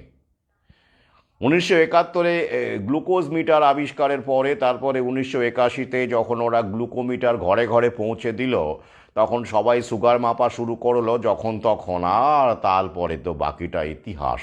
যেমন অক্সিমিটার দিয়ে আঙুল মেপে মেপে তার প্যানিকগ্রস্ত হওয়া গেল অক্সিজেন স্যাচুরেশন দেখে। কি বাপরে বাপ, অক্সিজেন স্যাচুরেশন মাত্র 70-এর ঘরে দেখাচ্ছে, ওরে বাপরে বাপ, গেল হয়ে গেল, করোনা হয়ে গেল। ওইটাই, এই অধমের বাড়িতে থার্মোমিটার পর্যন্ত নেই। আমাকে যারা চেনেন, কাছ থেকে জানেন, তারা জানেন যে নেই, সত্যি নেই থার্মোমিটার। ব্যাপারটা আমার মনে পড়ে না আমি কখনো দেখেছি কি না, চোখে মনে পড়ে না আমার অ্যাকচুয়ালি। তো অক্সিমিটার তো দূরের গল্প। তাহলে আমি পেছন দিকে টানছি না কিন্তু। অগ্রগতি মানে আপনারা ভাবছেন সামনে যাওয়া, সামনে মানে মল তৈরি করা তো, আর সুপার ফেসিলিটি হসপিটাল। আর প্রকৃতি, আপনার শরীরটাকে তো প্রকৃতি বানিয়েছে। রাজা রামমোহন রায়ের সময় যে মানুষের যে ব্যাপারটা ছিল, যে আপনি কি তাতে মানে অন্যরকম ডিজাইনার বেবি হয়ে জন্মেছেন নাকি? শুক্রাণু ডিম্বাণুর মিলনে রামমোহনের জন্ম হয়েছিল, বিদ্যাসাগরের জন্ম হয়েছিল। তো আপনি কিসের, আপনার সন্তান কি অন্য কিছু গ্রহাণুর মিলনে, বীজাণু আর গ্রহাণুর মিলনে জন্মগ্রহণ করেছে? বেসিক তো ব্যাপারটা একই আছে। তাহলে তাঁদের ভ্যাকসিন লাগলো না, তারা মেধাবী হয়ে গেলেন, শক্তিশালী হয়ে গেলেন, কেউ কেউ যোদ্ধা হয়ে গেলেন, কেউ দিগ্বিজয়ী বীর হয়ে গেলেন। হলো, ভ্যাকসিন ছাড়াই হলেন। তো হঠাৎ করে আপনার সন্তানের ডেভেলপমেন্টের কারণে ভ্যাকসিন দিতে হচ্ছে কেন? এটা প্রশ্ন করবেন না। শরীরটা প্রকৃতি বানিয়েছে। ওরা একটা বেটার হিউম্যান বডি ডিজাইন করে দেখাক না, যে একটা ডিজাইন করলাম আমরা এআই দিয়ে, হিউম্যান বডি বা হিউম্যানয়েড বা রোবট যাই হোক না কেন, যে অমর, যার কোনো অসুখ বিসুখ হয় না, করে দেখাক না কেন? এখনও তো মরে যাচ্ছে মানুষ করোনাতে। ভ্যাকসিন নিয়েও কত লোক মরে যাচ্ছে, হার্ট অ্যাটাক, ব্রেন স্ট্রোক হচ্ছে, তো কোথায় অমর কে হলো? আরও তো মানুষের অবস্থা কাহিল হয়ে গেছে, তো এই প্রশ্নগুলো করবেন না। তো যাই হোক, তাহলে সেক্ষেত্রে কি করবেন? সরকারি হাসপাতালে এখন গুঁজে দেওয়ারই একটা টার্গেট থাকে, সরকারি হাসপাতাল চিকিৎসকদের তেমনই বলা আছে। কোনো কোনো চিকিৎসক যারা উপলব্ধি করেছেন, যেমন ঝাড়গ্রামের ক্ষেত্রে আমরা দেখেছি, সেখানে ফাইট করেছে।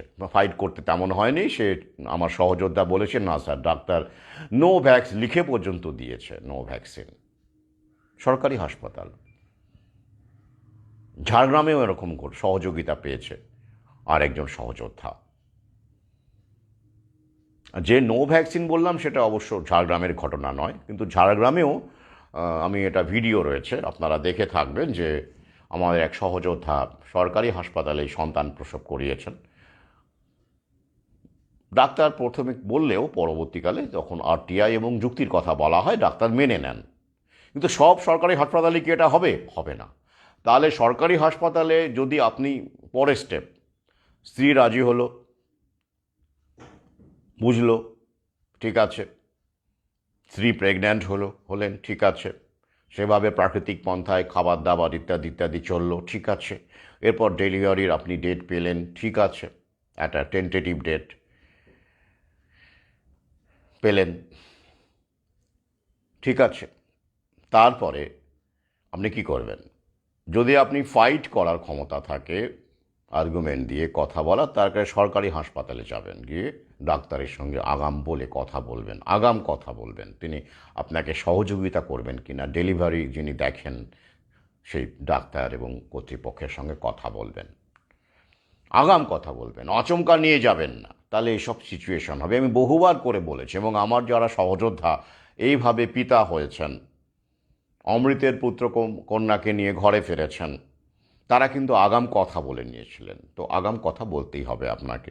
এবার আবহাওয়া দেখে যদি মনে হয় হ্যাঁ ডাক্তারবাবু সহযোগিতা করবেন এবং আপনি সেটা ফেস করতে পারবেন, তাহলে সরকারি হাসপাতালেই যাবেন। আর যদি মনে হয় যে না, আপনি পারছেন না, ডাক্তারের সহযোগিতাও আপনি পাবেন না এবং সেই ফাইট করার মতো সাধ্যও আপনার নেই, তাহলে অবশ্যই প্রাইভেট নার্সিং হোমে যাবেন। সেখানে কি সুবিধে একটাই, ওরা একটু পয়সাটা পেলেই মোটামুটিভাবে ওরা খুশি থাকে। আগে হ্যাঁ, ওটা ওই জন্যই তো খুলেছে। তো সেই ক্ষেত্রে ডাক্তারবাবুদেরও সেরকম নির্দেশ দেওয়া থাকে, ঝামেলা করবেন না। এখন আপনার ডেলিভারি দেখা গেল 40,000 টাকার জায়গায় হয়তো 50,000 টাকা নিল, বা 5,000 টাকা বেশি নিল, বা যাই হোক, আপনি ভ্যাকসিন নিলেন না ইত্যাদি ইত্যাদি, ওরা আপনাকে সহযোগিতা করবে, কারণ হাওয়াটা এখন সেদিকেই, ঠিক আছে। সরকারি হাসপাতাল করবে না বলছি না, ঝাড়গ্রামে করেছিল। এখন প্রতিটা জায়গার পরিস্থিতি তো আমি জানি না। I am not aware of all the situations and all the circumstances prevailing in all the hospitals of West Bengal. তাই সেফ সাইড হচ্ছে নার্সিং হোম। আগে তবুও আগাম কথা বলে নিতে হবে, ক্লিয়ার? হঠাৎ করে নিয়ে গেলেন ডেলিভারির সময়, এরকম করবেন না। তাহলে বুঝবো যে আপনি সিরিয়াস নন, you are not serious in your mission. এটা মিশন, কিন্তু আপনারা কিন্তু যে কাজটা করছেন সেটা লড়াই, সেটা আন্দোলন, হ্যাঁ, রীতিমতো আন্দোলন, স্বাধীনতা আন্দোলনের চাইতেও বড় আন্দোলন। ক্লিয়ার? এই বিষয়টা আমি এখানেই শেষ করছি, কারণ এই দুটো বিষয় আমার মূল বলার ছিল। এরপরে আরও অনেক যারা বাকি বিষয় আমাদের সঙ্গে যখন কেউ বাবা মা হতে চান, তখন সরাসরি কথা বলে নিই, আমি মুখোমুখি কথা বলে নিই, কফি হাউসে দেখা হয় বা অন্যত্র দেখা হয়, বইমেলাতেও এসেছেন বেশ কিছু কাপল, সেটা অন্য বিষয়, এখানে বলছি না। তো হ্যাঁ, আরও একজন মেসেজ করেছিলেন কিছুদিন আগে, এখন মনে পড়লো, এটা উত্তর দিই, ফেক প্রোফাইল থেকে। যা আপনি যেটা করছেন সেটা তো রীতিমতো, মানে করোনা পর্যন্ত ঠিক ছিল, কিন্তু চাইল্ড ভ্যাকসিন নিয়ে যেসব বলছে, এটা রীতিমতো ক্রাইম। আপনি তো অন্যায় করছেন, ক্রাইম করছেন। আমি তাকে সবিনয়ে বলি, তিনি নিশ্চয়ই আমার ভিডিও দেখেন, সবাই তো আর কমেন্ট করেন না। আচ্ছা, আপনাকে কমন সেন্সে আপনাকে একটা প্রশ্ন করে, আমি যে কথাগুলো বলি, লিখি, আমার প্রোফাইল প্রাইভেট মোডে থাকে না, পাবলিক মোডে থাকে। আমি পথে ঘাটে সভাতেও ওপেনলি বলে থাকি, ফেসবুকে বলে থাকি, ইউটিউবেও ভিডিওগুলো যায়, ওপেনলি বলে থাকি। তো আমি যদি ক্রাইম করতাম তাহলে আমাকে কি পুলিশ বাইরে রাখতো? আমি তো পুলিশকে বলি, আদালতকে বলি, সংবিধান বিশেষজ্ঞদের বলি, আসুন আমার সঙ্গে কথা বলুন, আমাকে লক আপে ঢোকান দেখি। কমন সেন্সটা ব্যবহার করুন। আমি যদি সত্যিই কোনো ক্রাইম করতাম, আমি কি বাইরে থাকতাম? বাইরে থাকতে দিত? দিত না। কারণ আমি যে কথাগুলো বলি সব ডকুমেন্টেড কথা বলি, তথ্য দিয়ে বলি। কোনো ভ্যাকসিনই যে বাধ্যতামূলক নয় সেটা আমরা জানি, সেটা সরকারই জানিয়েছে, সেটাই তো আমরা বলি। এবং অন্যান্য সমস্ত ভ্যাকসিনের যে সাইড এফেক্টগুলো আছে সেগুলোও তো আমি বলি। সেগুলো তখন তথ্য ছিল না, তখনও বলতাম। এখন তথ্য অনেক আছে, এখনও বলি, তথ্য দিয়ে বলি। তো আমাকে তাহলে আপনাদের মনে কেন মনে হচ্ছে যে if I am really I am committing some crime, let them take measures, adopt measures to punish the criminal? I am waiting. তাহলে কি দাঁড়াচ্ছে?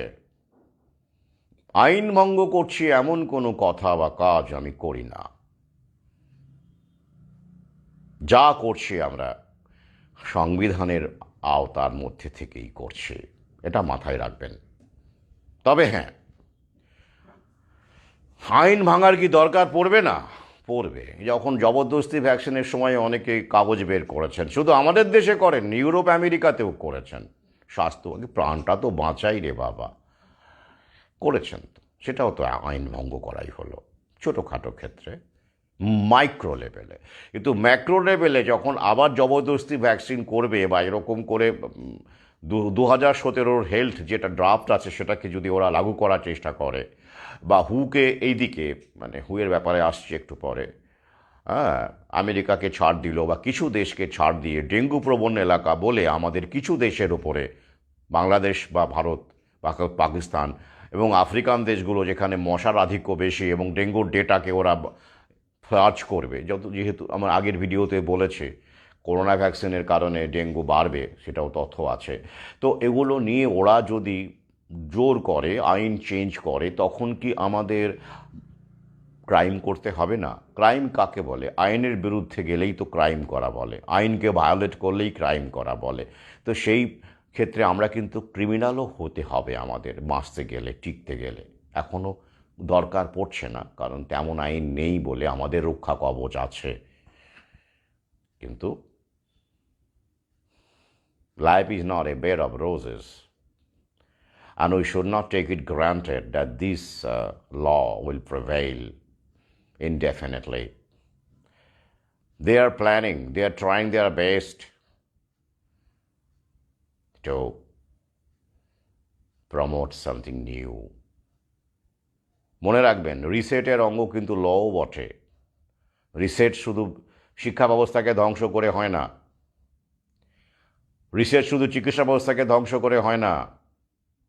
একটাকে নতুন আনতে গেলে তো ধ্বংস করতেই হয়, তেমন আইন ব্যবস্থাকেও ধ্বংস করতে হয় রিসেট করতে গেলে। আপনি কি ভাবছেন শুধু সরকারি শিক্ষা ব্যবস্থাকে তুলে দেওয়ায় রিসেট, সরকারি চিকিৎসা ব্যবস্থাকে তুলে দেওয়ায় রিসেট, সমস্ত অনলাইন করে দিলাম তবেই রিসেট হয়ে গেল, সমস্ত সংযোগ থেকে ধ্বংস করে দিলাম, ছোট দোকান বন্ধ করে দিলাম, শুধু মল থাকলো, অনলাইন থাকলো, তবেই রিসেট হয়ে গেল? আইন ব্যবস্থা ধ্বংস হবে না? ওটাই চলবে? ওরাও তো ওরাই বানিয়েছে। আদালত, হাইকোর্ট, সুপ্রিম কোর্টের কনসেপ্ট, সংবিধান কারা বানিয়েছে? ওরাই বানিয়েছে, ওদের নির্দেশেই বানানো হয়েছে। জওহরলাল নেহরু, ভীমরাও আম্বেদকর কি বলেছিলেন? I didn't write the constitution, I was just dictated. আমাকে ডিকটেট করা হয়েছিল, আমি লিখেছিলাম। এবং তিনি পরবর্তীকালে 1950-এর দশকে, সম্ভবত 1951-52 এরকম সময়ে রাজ্যসভায় দাঁড়িয়ে স্পষ্ট বলেছিলেন, নিয়ে আমার লেখাও রয়েছে, যদি আমি সুযোগ পেতাম আমি সংবিধানটা সবার আগে পড়াতাম। হ্যাঁ, এটা আমি বলেছি। এখন ডেঙ্গু ভ্যাকসিন আসছে, ও চলছে। এটা নতুন কথা কি, আমি এ নিয়ে ভিডিও করেছি। আগামীতে আবার বড় জোরদার করে ডেঙ্গু ভ্যাকসিন দেওয়া হবে। সাবধান থাকুন, আগে বাচ্চাদের দেওয়া হবে, স্কুল চিলড্রেনদের দেওয়া হবে। এখনও আপনারা কিছুই দেখেননি। অনেকে এখনও কমপ্লাসেন্সিতে ভুগছেন, ভাবছেন লড়াই শেষ হয়ে গেছে, এই তো সব খুলে গেছে, আগের মতো সব হয়ে গেছে, স্কুল কলেজ খুলে গেছে। অত সোজা? স্কুল কলেজ খুলে রাখা হয়েছে ভ্যাকসিন গোঁজার জন্য। আর যারা স্কুল টুল ছেড়ে দিচ্ছে, বেসরকারি স্কুলে যাচ্ছে, সেখানেও গোঁজা হবে। আর যারা সেখানেও যাচ্ছে না, পুরোটাই ছেড়ে দিয়ে তাদের জন্য এনজিও দিয়ে গোঁজা হবে। আর যারা এনজিওর আওতাতেও আসবে না, তাদেরকে কাজ বন্ধ হয়ে যাবে, বাইরের রাজ্যে কাজ করতে দেওয়া হবে না, এই বলে গোঁজা হবে। আপনারা ভাবছেন যে এ কি, এটা হয় নাকি? একবার তো প্যানিক দেখিয়েছে, এখন মানুষ তো বুঝে গেছে, এখন আর পারবে না। You are wrong, my friend. I know the reality. There are some pockets of resistance. There will be some pockets of resistance. হ্যাঁ, কোনো কোনো জায়গায় রেজিস্ট্যান্স হবে। আমরা যেখানে পৌঁছতে পেরেছি সেটা ওরা জানে। তো কি হলো তাতে? ধরুন আমি পশ্চিমবঙ্গের কথাই বলছি। ধরুন পশ্চিমবঙ্গের সে যে লোক সংখ্যা আছে, বা ভারতবর্ষেরও ধরুন সে 140 কোটি, যদি আমি কনজারভেটিভ এস্টিমেটে ধরে নিই, একটু কমছে, আরও আগামীতে আরও কমে যাবে। তার যদি 10%ও রেজিস্ট করে, যদি না নেয়, মনে রাখবেন এবার কিন্তু মিডিয়ার প্যানিকবাজি শুধু নয়, কিছু কিছু তো রিয়ালিটিতে ডেঙ্গুতে মানুষ মরবে, এই একটা কাজ করছে রিয়ালিটি। আমি আগের ভিডিওতে বলেছি, পাশাপাশি লক্ষ্মীর ভাণ্ডার, পাশাপাশি লোকে ভাববে দূর নিয়েই নিলাম, সঙ্গে সঙ্গে তো ঘটবে না, সঙ্গে সঙ্গে তো মরছে না, সঙ্গে সঙ্গে পটাপট ভ্যাকসিন নেওয়ার পরে মরলে লোকে বুঝবে, বোঝে কিন্তু, জানেন তো। মানুষের ব্যাপার, দৃশ্য মানে বিশ্বাস করে। ধরুন কেউ একটা বউ নিল, নেওয়ার সঙ্গে সঙ্গে একদিনের মধ্যে হার্ট অ্যাটাক হয়ে গেল, তাহলে বুঝবে হ্যাঁ ঠিক আছে, ওই জন্যই হয়েছে। 1 বছর পরে হার্ট অ্যাটাক হলো, বুঝবে? বুঝবে না। আমরা বুঝবো, প্রশ্ন করব যে নিশ্চয়ই এটাই হতে পারে, কারণ অ্যাটলিস্ট প্রশ্ন করব। 2 বছর বাদে হার্ট অ্যাটাক হলো, কেউ ভাববে 2 বছর আগে আমার ছেলেটা ভ্যাকসিন নিয়েছিল বলে এখন হার্ট অ্যাটাক হলো? কেউ ভাববে, রিলেট করতে পারবে? ওরা এইটা অনেক এগিয়ে থাকে, এই জন্যই টেকনোলজিটা ব্যবহার করে। সঙ্গে সঙ্গে সব কটা যদি পড়ে, বা একদিনের মধ্যে বা দুদিনের মধ্যেই যদি এফেক্টগুলো, সাইড এফেক্টগুলো দেখা যেত, তাহলে মানুষ ভ্যাকসিন নিত না। তাই কারো 1 বছর, কারো 2 বছর, কারো 6 মাস, কারো 1 মাস, কারো 5 বছর, কারো 10 বছর। একরকম আবার নয়, কারো হার্ট অ্যাটাক, কারো ব্রেন স্ট্রোক, কারো ক্যান্সার, কারো অটিজম, কারো ডায়াবেটিস, কারো হাই সুগার, কারো কিডনির রোগ, কারো লিভার ক্যান্সার, কি নেই? কালো গিলানবারে, একরকম নয়। যেমনই হোক, মুনাফা, সব রকম ট্রিটমেন্ট ওদের আছে, সব রকম ট্রিটমেন্ট আছে, অসুবিধে কী আছে? যেটাই হোক, লাভই লাভ। তাহলে তাহলে এখনও যদি ওরা এইরকম স্বাস্থ্যকর্মীদের দিয়ে ভয় দেখায়, অন্তত 80% মানুষ নেবে নেবে। যদি না আমরা এখন থেকে আরও বেশি করে প্রচার করতে পারি। আমি গ্রামেগঞ্জে কেন যাচ্ছে, শহরের মানুষ এতদিনে এত মিডিয়া, এত কিছু, এবং আমরা এত ইন্টারাক্ট করছি, তারা যদি এখনও না বোঝেন, শিক্ষিত মানুষ, তাদের আর বুঝে সময় নষ্ট করে লাভ নেই। তবু আমি পথে ঘাটে চেষ্টা করে যাই। হ্যাঁ, এটা সন্দেহ নেই যে অনেকেই বুঝতে পারছেন সংখ্যাটা বাড়ছে, the number is increasing, but is still miles to go. It's not that satisfactory that we would simply sit complacent and let the things flow by. No. We are still miles away from our destination. আর তাই ওরা কি নিশ্চিন্তে আবার স্বাস্থ্যকর্মীদের বাড়ি বাড়ি পাঠাচ্ছে, survey করতে পাঠাচ্ছে। তাদেরকে মাইনে তো দেওয়া হয় না, তাদেরকে ইনসেন্টিভ, ভ্যাকসিন পিছু পয়সা দেওয়া হবে। তখন আপনি কি করবেন? কি করবেন? ওই যে 9 মাস পরে দিয়েছে, কেন এত দরদ কিসের? মায়ের যে মাসির দরদ কেন হয় ওদের? এই প্রশ্নটা কজন করবে? কতিপয় করবে, আমরা তাদের মধ্যে পড়ি। তাই এখনও আমরা অনেক কিছু দেখিনি। এবার প্রসঙ্গে আসি, যে প্রসঙ্গে ছিলাম। তো যাই হোক, আমরা কোনো ক্রাইম করছি না, কিন্তু আগামীতে কিন্তু টিকতে গেলে হয়তো করতে হবে। নজর রাখুন। এবারে আসছে পরবর্তী বিষয়, এটা খুব সংক্ষিপ্ত কারণ অনেকটা রাত হয়ে গেছে। হু থেকে আর্জেন্টিনা বলেছে আর্জেন্টিনা সরে যাবে, এখনো যায়নি, খবরটায় তেমন বলছে।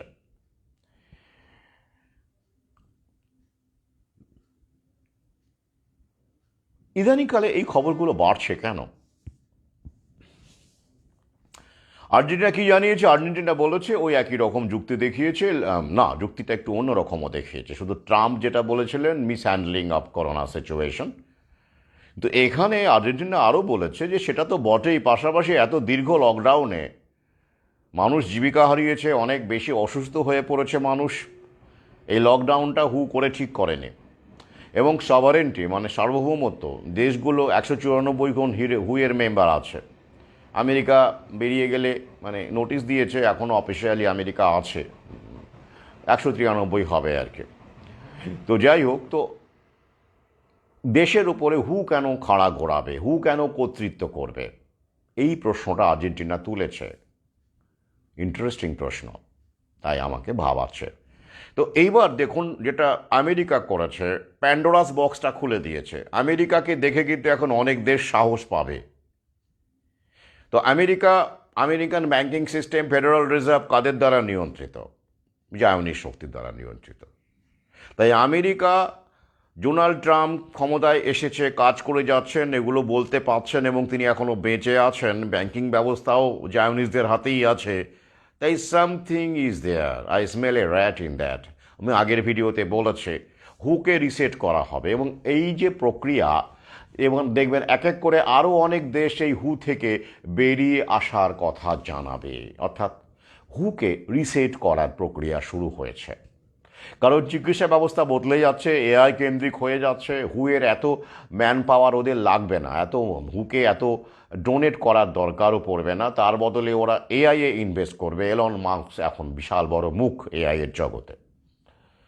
হুয়ের যে বাজেট বিলিয়ন বিলিয়ন ডলার, এই 2024-25 যে বাজেট, সেখানে দেখা যাচ্ছে প্রায় হুয়ের বাজেট $6 বিলিয়ন এরকম দেখা যাচ্ছে। তার এত কর্মচারী, প্রতিটি দেশে একটি করে, কোনো কোনো দেশে একাধিক, বড় দেশ হলে আরও হাফ ডজন 1 ডজন কেন্দ্র হুইয়ের কর্মচারী, তাদের ডেটা কালেকশন, তাদের সুযোগ সুবিধে, তাদের পার্কস, ইনসেন্টিভস, বহু খরচ আছে।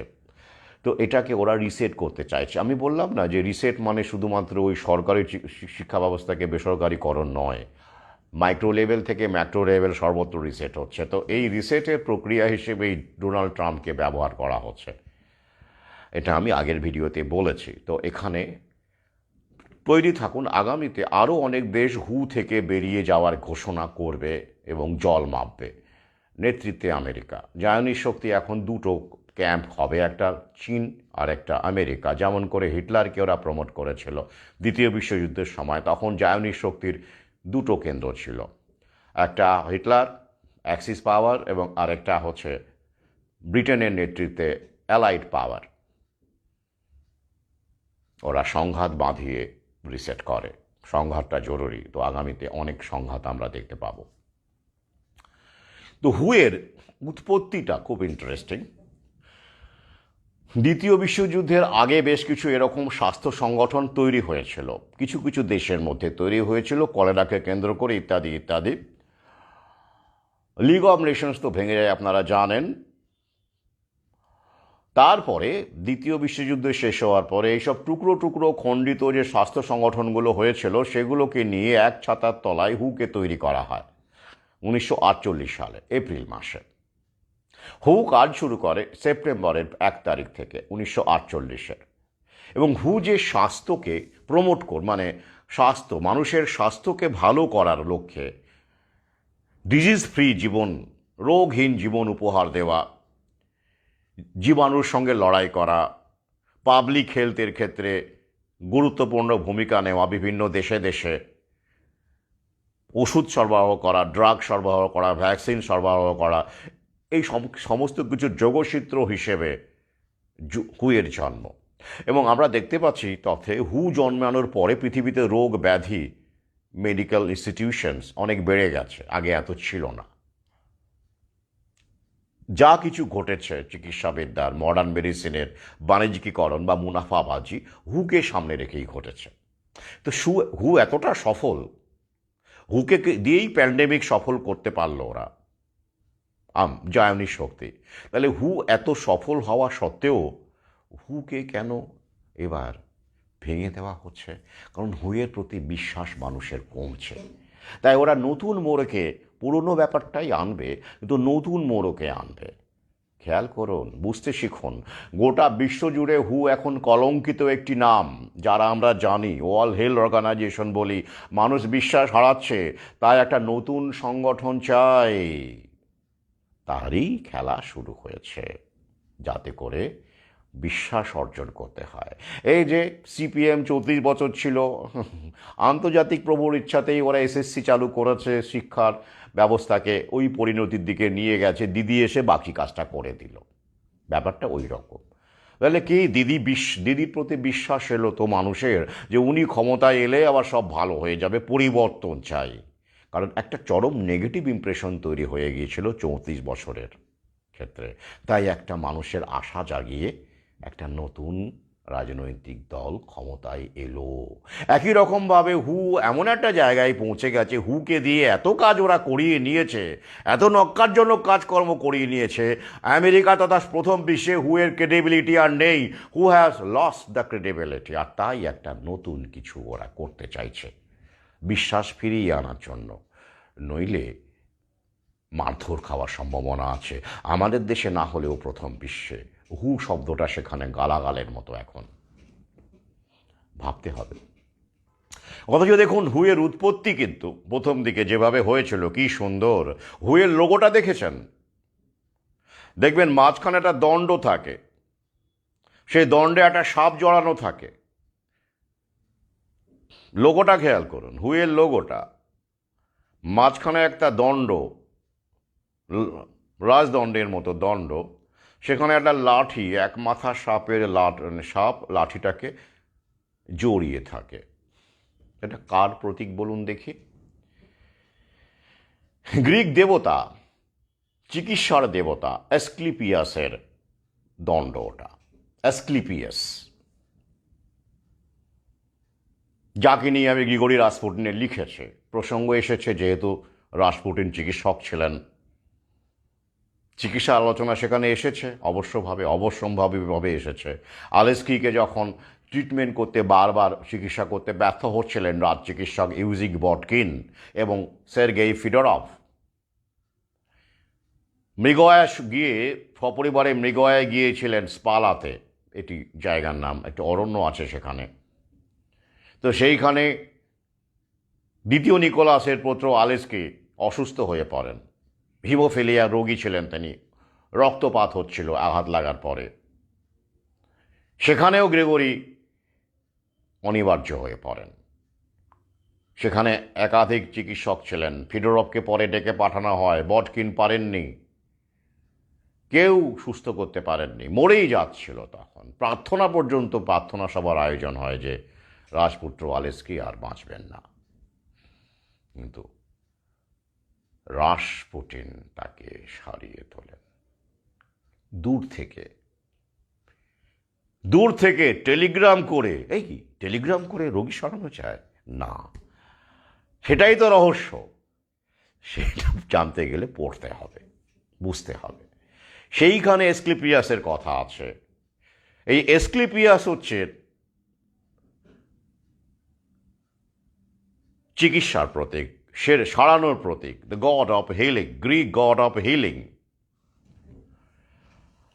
তার দ্বন্দ্বটি হুতে ব্যবহার করা হয়েছে। এইটা শুধু হু ব্যবহার করেছে তা নয়, দেখবেন অনেক চিকিৎসার যে কেন্দ্র আছে, হসপিটাল আছে, যারা স্বাস্থ্যের সঙ্গে জড়িত, তারা এই দ্বন্দ্বটিকে ব্যবহার করে তাদের লোগোতে। দেবতার কথা নাকি আপনি মানেন না, তাই না? আপনি আধুনিক, আপনি বিজ্ঞানসম্মত, আপনি হুকে বিশ্বাস করেন, অথচ হুয়ের যে প্রতীক লোগো সেখানেই দেবতা। কোন দেবতা? অ্যাসক্লিপিয়াস। প্রশ্ন করবেন না?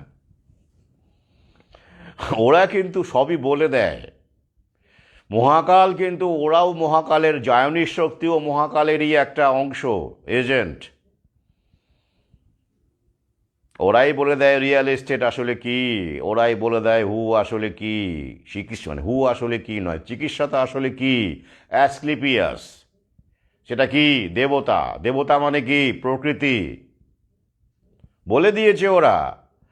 সেটা আপনারা দেখেননি, প্রশ্ন করেননি কেন? ওখানে তো একটা স্টেটোস্কোপ রাখতে পারতো ওরা, হুয়ের লোগোতে একটা স্টেটোস্কোপ রাখতে পারতো। তখন স্টেটোস্কোপ আবিষ্কৃত হয়ে গেছে। তাহলে কেন স্টেটোস্কোপের বদলে, স্টেথোর বদলে অ্যাসক্লিপিয়াসের প্রতীক রাজদণ্ড কেন রাখা হলো? অ্যাসক্লিপিয়াসের দ্বন্দ্ব রাখা হলো কেন? বুঝতে হবে না? আস্ক ইয়োর সেলফ, কেন? এই সিম্বলের মধ্যেও কিন্তু অনেক শিক্ষা আছে, আমরা সিম্বলগুলোকে বুঝি না। আমরা মোটা দাগের মধ্যে সীমাবদ্ধ থাকতে চাই। এবার দেখুন, এই গ্রিক দেবতা অ্যাসক্লিপিয়াসকে হত্যা করে কেন? মজার, এটা এটা গ্রিক পুরাণ থেকে বলছি। তাকে হত্যা করে কে? Zeus, Debraj Zeus. কেন হত্যা করে? অ্যাসক্লিপিয়াস নাকি যেসব মানুষ মরবে, sure they are destined to die, তাদেরকে পর্যন্ত সারিয়ে তুলছিলেন। এটা তো ঠিক নয়। মানুষ যদি মানে মরতে তো হবে মানুষকে। এতে করে হেডস রেগে গেলেন। হেডসকে নরকের দেবতা, আমাদের যেমন যমরাজ, ওই যে আত্মা নিতে আসে না যমরাজ, আমরা জানি, অনেক পড়েছি এরকম অনেক কাহিনী, যে যমরাজ দাঁড়িয়ে আছে, সে আত্মা নিতে এসেছে। জমালয়ে জীবন্ত মানুষ বলে ভানু, আমরা সেই কমেডি ছোটবেলায় আমরা দেখেছি। তো ভানু ব্যানার্জি, যতদূর মানে আমার সারনেমটা যতদূর মনে পড়ছে, নাও হতে পারে। তো সেই যমরাজ, আমাদের যমরাজ, ওদের হেডস গেলেন খেপে, কার ওপরে খেপে গেলেন? অ্যাসক্লিপিয়াসের ওপর খেপে গেলেন। কেন? তুমি বাবা সমস্ত মানুষকে বাঁচিয়ে দিচ্ছ, আমার আত্মা কম পড়ে যাচ্ছে, আমার আত্মাগুলোকে তুমি স্টিল করে নিচ্ছ, চুরি করে নিচ্ছ। মরার কথা ছিল যে লোকটার, তুমি তাকে বাঁচিয়ে দিচ্ছ। এটা কিরকম কথা? তিনি জিউসের কাছে অভিযোগ করেন। আমি মিথটা আপনাদের বলছি, এখান থেকেও কিন্তু শিক্ষার আছে, জানেন তো। তখন জিউস বলেন, তুমি দেবরাজ, তার একটা কর্তব্য আছে ব্যালেন্স রাখার, মানুষকে তো মরতে হবে রে ভাই, সবাইকে বাঁচিয়ে দিলে চলবে। তিনি তখন অ্যাসক্লিপিয়াসকে হত্যা করেন। কিন্তু অ্যাসক্লিপিয়াসের লিগ্যাসি রয়ে যায়, তার সন্তানের মধ্যে এই কিওর ব্যাপারটা, ক্ষমতাটা থেকে যায়, পিতার মতো না হলেও কাছাকাছি। কে? হাইজিয়া, এক কন্যার নাম। ওই হাইজিয়া থেকেই কিন্তু হাইজিন কথাটা এসেছে, জানেন তো। হাইজিয়া কিসের দেবতা ছিলেন? হেলথ অ্যান্ড, দেবী ছিলেন, মানে গ্রিক হেলথ অ্যান্ড হাইজিন মানে স্যানিটেশন। সেখান থেকে হাইজিন কথাটা এসেছে। দেখবেন অনেক ইনস্টিটিউশন, মেডিকেল, নার্সিংহোম থেকে শুরু করে বিদেশে দেশে হাইজিয়া কথাটা ব্যবহার হয়। আরেকজন কন্যা, তিনিও খুব পারদর্শী ছিলেন চিকিৎসাবিদ্যায়। তিনি কিসের দেবী বলুন তো? আপনারা জানেন, ছোটবেলায় পড়েছেন, এক কথায় প্রকাশ, কিওর ফর অল ডিজিজেস, এক কথায় প্রকাশ করুন। বাংলায় সর্বরোগহর, সব রোগের ওষুধ কি বলুন? সর্বরোগহর। এক কথায় বলা হয় পেনাসিয়া। পেনাসিয়া, দেখবেন পেনাসিয়া দিয়ে অনেক ওষুধ কোম্পানির নাম আছে, অনেক নার্সিংহোমের নাম আছে, অনেক মেডিকেল ইনস্টিটিউশনের নাম আছে। এই মুহূর্তে আমার মনে পড়ছে পেনাসিয়া বায়োটেক, যারা ভ্যাকসিন বানায়, ডেঙ্গু ভ্যাকসিনের ক্ষেত্রেও তারা কাজ করছে, পেনাসিয়া বায়োটেক। তাহলে কি দেবীর নাম, কি মুশকিল বলুন তো? তাহলে ওয়ার্ল্ড হেলথ অর্গানাইজেশনের সিম্বলেও দেবতা, ভ্যাকসিন বানাচ্ছে কোম্পানি, তার নামেও দেবী। আর আপনারা বলছেন ধম্ম টম্ম মানেন না, কিচ্ছু করেন না, আপনারা একেবারে বিজ্ঞান মনস্ক, অমুক তমুক। হ্যাঁ, দেবদেবীদের বাদ দিয়ে দেখুন দেখি, পারবেন না। ওরাই তো প্রকৃতি, সিম্বলটা বুঝুন। জায়নিস্টরা পর্যন্ত সিম্বলটা বোঝে এবং তারা সেটা নিজেরা পালন করে, তারা বউ নেয় না। লিঙ্ক চাইবেন না। মাঝখানে খবরে এসেছিল বিল গেটস তার কন্যাদের, তার সন্তানদের ভ্যাকসিন দেননি, এক চিকিৎসক জানিয়েছিলেন, সোশ্যাল মিডিয়ায় ভাইরাল হয়েছিল। এবার ওই যে ওরা রয়টারকে দিয়ে ফ্যাক্ট চেক করিয়ে বলে দিল, না না না, ওটা ফলস, বিল গেটস সন্তানদের ভ্যাকসিন দেন। এবার নিজেকে প্রশ্ন করুন, দেন না। আমার পর্যবেক্ষণ তাই বলে। ওরা প্যানাসিয়াকে ফলো করে, ওরা এসক্লিপিয়াসকে ফলো করে। সুস্থ থাকার জন্য ওরা জানে মিষ্টির দোকানে মালিক মিষ্টি খায় না, মদের দোকানের মালিক মদ খায় না। হ্যাঁ, এটা একটা প্রবচনই আছে কেন। এবং ডাকাত নিজের পাড়ায় ডাকাতিও করে না। তাই ওরা কিন্তু আপনাদের বার্তা দিয়ে দিয়েছে মহাকালের ইচ্ছায়। হু এর প্রতীকটা কি, প্যানাসিয়া কি, কেন দেবদেবীর নাম। গ্রেগরি রাসপুটিনে প্যানাসিয়ার কথা আছে, হাইজিয়ার কথা আছে,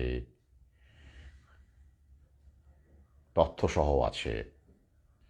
আমি এই প্রথম বাংলা সাহিত্যে গ্রেগরি রাসপুটিনকে দিয়ে সেই সময়ের লেনিন, মার্ক্সবাদ, বলশেভিক বিপ্লব, কীভাবে রাসপুটিনের বিরুদ্ধে ষড়যন্ত্র হয়, সব কিছু তুলে আমি এনেছি তথ্য সহকারে। পরিশিষ্টটা অবশ্যই পড়বেন, ছবিগুলো দেখবেন, যে ছবিগুলো আমি কালেক্ট করে দিয়েছি, রেয়ার ফটোগ্রাফস আছে বিভিন্ন সোর্স থেকে। যারা আরও জানতে চান, এমনিতে ভেতরটা পড়লেও হবে, সেখানেও নাম্বারিং করা আছে দেখবেন। আমি সুবিধার্থে পেজ নাম্বার দিয়ে সেখানে বলেছি। চরিত্র একদিকে আছে, প্রথম দিকে চরিত্র, আর পরের দিকে বিভিন্ন জায়গার নাম, খাদ্যাভ্যাস, সেগুলো সম্পর্কে বিস্তৃত তথ্য, বিভিন্ন মতবাদ, জায়নিজম, মার্কসিজম, সেগুলো নিয়েও বিস্তৃত আলোচনা আছে। তো তাহলে ওরা কিন্তু আমাদের সামনে রেখে দেয় মহাকালের ইচ্ছের বিরুদ্ধে কিছু হচ্ছে না। তাই করোনাও একটা কিন্তু I opener, blessing in disguise. আসুন আমরা সেখান থেকে শেখে। ইটস নট টু লেট, এখনও কিন্তু খুব দেরি হয়ে যায়নি। কারণ মানব সভ্যতা, মানুষ অনেকটা ইলাস্টিক, অত সহজে তাকে ধ্বংস করা যাবে না। এ প্রসঙ্গে আমার মনে পড়ে গেল যে আর একজন মানুষ আমাকে প্রায় আমরা বলি, দেখবেন, ক্ষতিকর, এটা খুব ক্ষতিকর। এই শব্দটা খুব আপেক্ষিক। প্রকৃতিতে ক্ষতিকর বলে কিছু নেই, আসলে পরিপূরক আছে। পুরোটাই দৃষ্টিভঙ্গি। যা আপনার পক্ষে ক্ষতিকর সেটা প্রকৃতির ক্ষেত্রে সার্বিকভাবে ক্ষতিকর নাও হতে পারে। যা আপনার পক্ষে উত্তম, আপনার পক্ষে ভালো, তা সবার ক্ষেত্রেই সমান ভালো, সবার ক্ষেত্রেই উত্তম মঙ্গল, এবং প্রকৃতির ক্ষেত্রে উত্তম নাও হতে পারে। ছোট্ট একটা উদাহরণ দিই। বাঘ হরিণকে কি মনে করে, ক্ষতিকর না মঙ্গলকর, মঙ্গলদায়ক? কি মনে করে বলুন? খাদ্য মনে করে, অবশ্যই মঙ্গলকারক মনে করে। হরিণ তার কাছে একটা খাদ্য। কিন্তু হরিণ বাঘকে কি মনে করে? ক্ষতিকর মনে করে, কারণ বাঘ হরিণ খায়। তাহলে প্রকৃতিতে বাঘ এবং হরিণের সহাবস্থান আমরা দেখতে পাচ্ছি। তাহলে হরিণের দৃষ্টিভঙ্গি দিয়ে যদি আপনি বিচার করেন, বাঘকে, ধরুন আপনি হরিণ, আপনি বাঘকে বিচার করছেন, আপনি বাঘকে কি বলবেন? ক্ষতিকর বলবেন, বিপজ্জনক বলবেন, কারণ আপনাকে খায়, আপনার পরিবারকে খায়। এবার পিকচারটাকে বড় করুন, লার্জ করুন, ব্রড করুন, স্পেকট্রামটাকে বাড়িয়ে নিন। কি দেখছেন? কিছু দেখতে পাচ্ছেন? বিশাল বড় একটা ছবিতে যেখানে বাঘও আছে, আপনিও আছেন, শুঁয়োপোকাও আছে, পাখিও আছে, প্রজাপতিও আছে, নারী আছে, পুরুষ আছে, আকাশ আছে, মেঘ আছে, বৃষ্টি আছে, টিয়া পাখিও আছে। আপনি তার একটা ক্ষুদ্রতম অংশ মাত্র।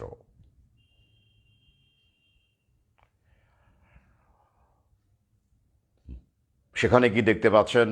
বাঘের যেমন প্রয়োজন আছে, আপনারও তেমন প্রয়োজন আছে। আপনি আপনার ভূমিকা পালন করছেন মাত্র। তো আপনি বাঘকে বিপজ্জনক বলতে পারেন, ক্ষতিকর বলতেই পারেন, আপনার অধিকার আছে। বাঘের অধিকার আছে আপনাকে খাদ্য হিসেবে গ্রহণ করার। কিন্তু প্রকৃতি আরেকটা জিনিস কি দিয়েছে? বাঘকে যেমন আত্মরক্ষা করার,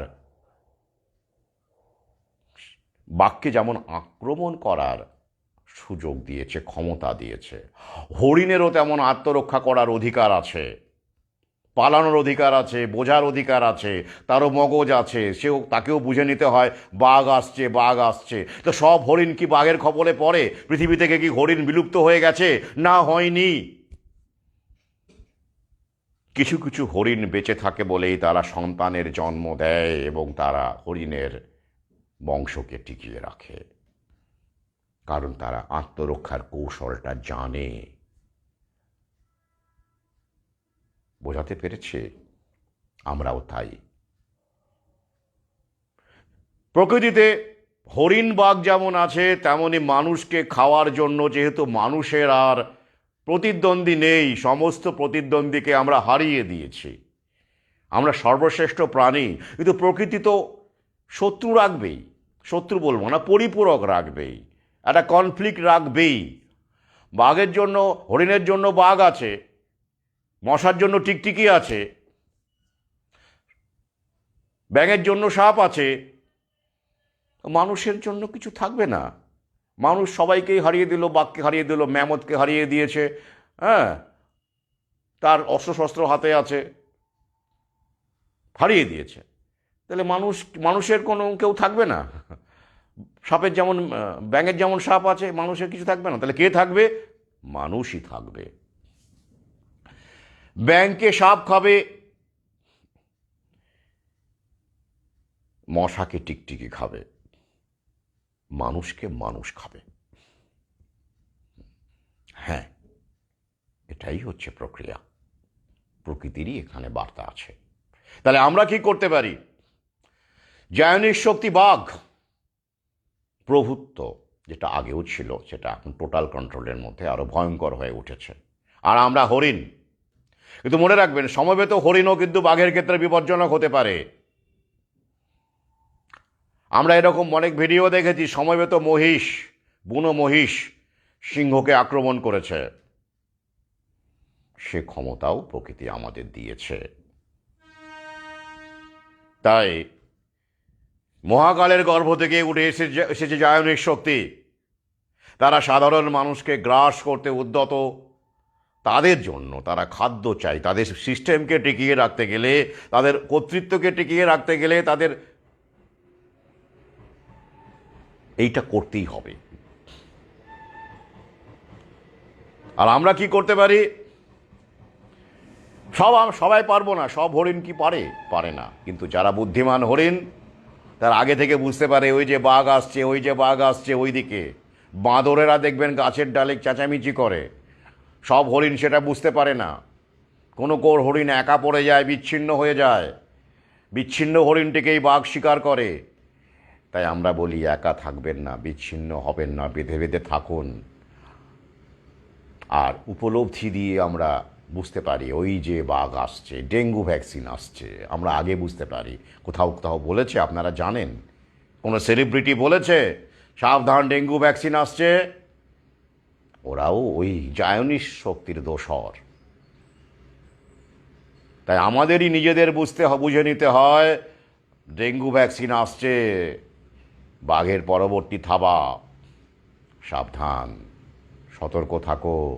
আমরাই কেউ কেউ বাঁদর হয়ে গাছের ডালে লাফালাফি করি, গাছের ডাল ঝাঁকাই, হরিণের দৃষ্টি আকর্ষণ করে বলি ওই যে আসছে, পালাও পালাও, বা লুকিয়ে পড়ো, বা সঙ্গবদ্ধ হও। আজ এই পর্যন্তই। কালকেও থাকছি স্টল নাম্বার 148, গেট 2। প্রতিদিনই থাকছি। আসুন, প্রশ্ন করুন, বই সংগ্রহ করুন। আমি আবার বলছি, যাদের সাধ্য আছে পিছিয়ে থাকবেন না, কারণ আপনার এই সংগ্রহ, অবদান আমাদের লড়াইকে, আমি আর আমার বলি না, আমাদের লড়াইকে অনেক এগিয়ে নিয়ে যাবে। সামনে রসদ পাথেয়, সভা সমিতি, ছোটাছুটি, এখান থেকে সেখানে যাওয়া, বহু কাজ বাকি। আর সাধ্য না থাকলে আমাকে অকপটে জানান, কারণ নলেজ ইজ দ্য ওয়েপন। আমার সহযোদ্ধাদের তো আমার বই পড়া উচিত বলে আমি মনে করি, কারণ তারা তাতে করে আরও অনেক কনফিডেন্স পাবেন প্রচারে, নিজেকে বুঝতে, অন্যকে বোঝাতে। আজ এই পর্যন্তই। সঙ্গে থাকুন। শুভরাত্রি।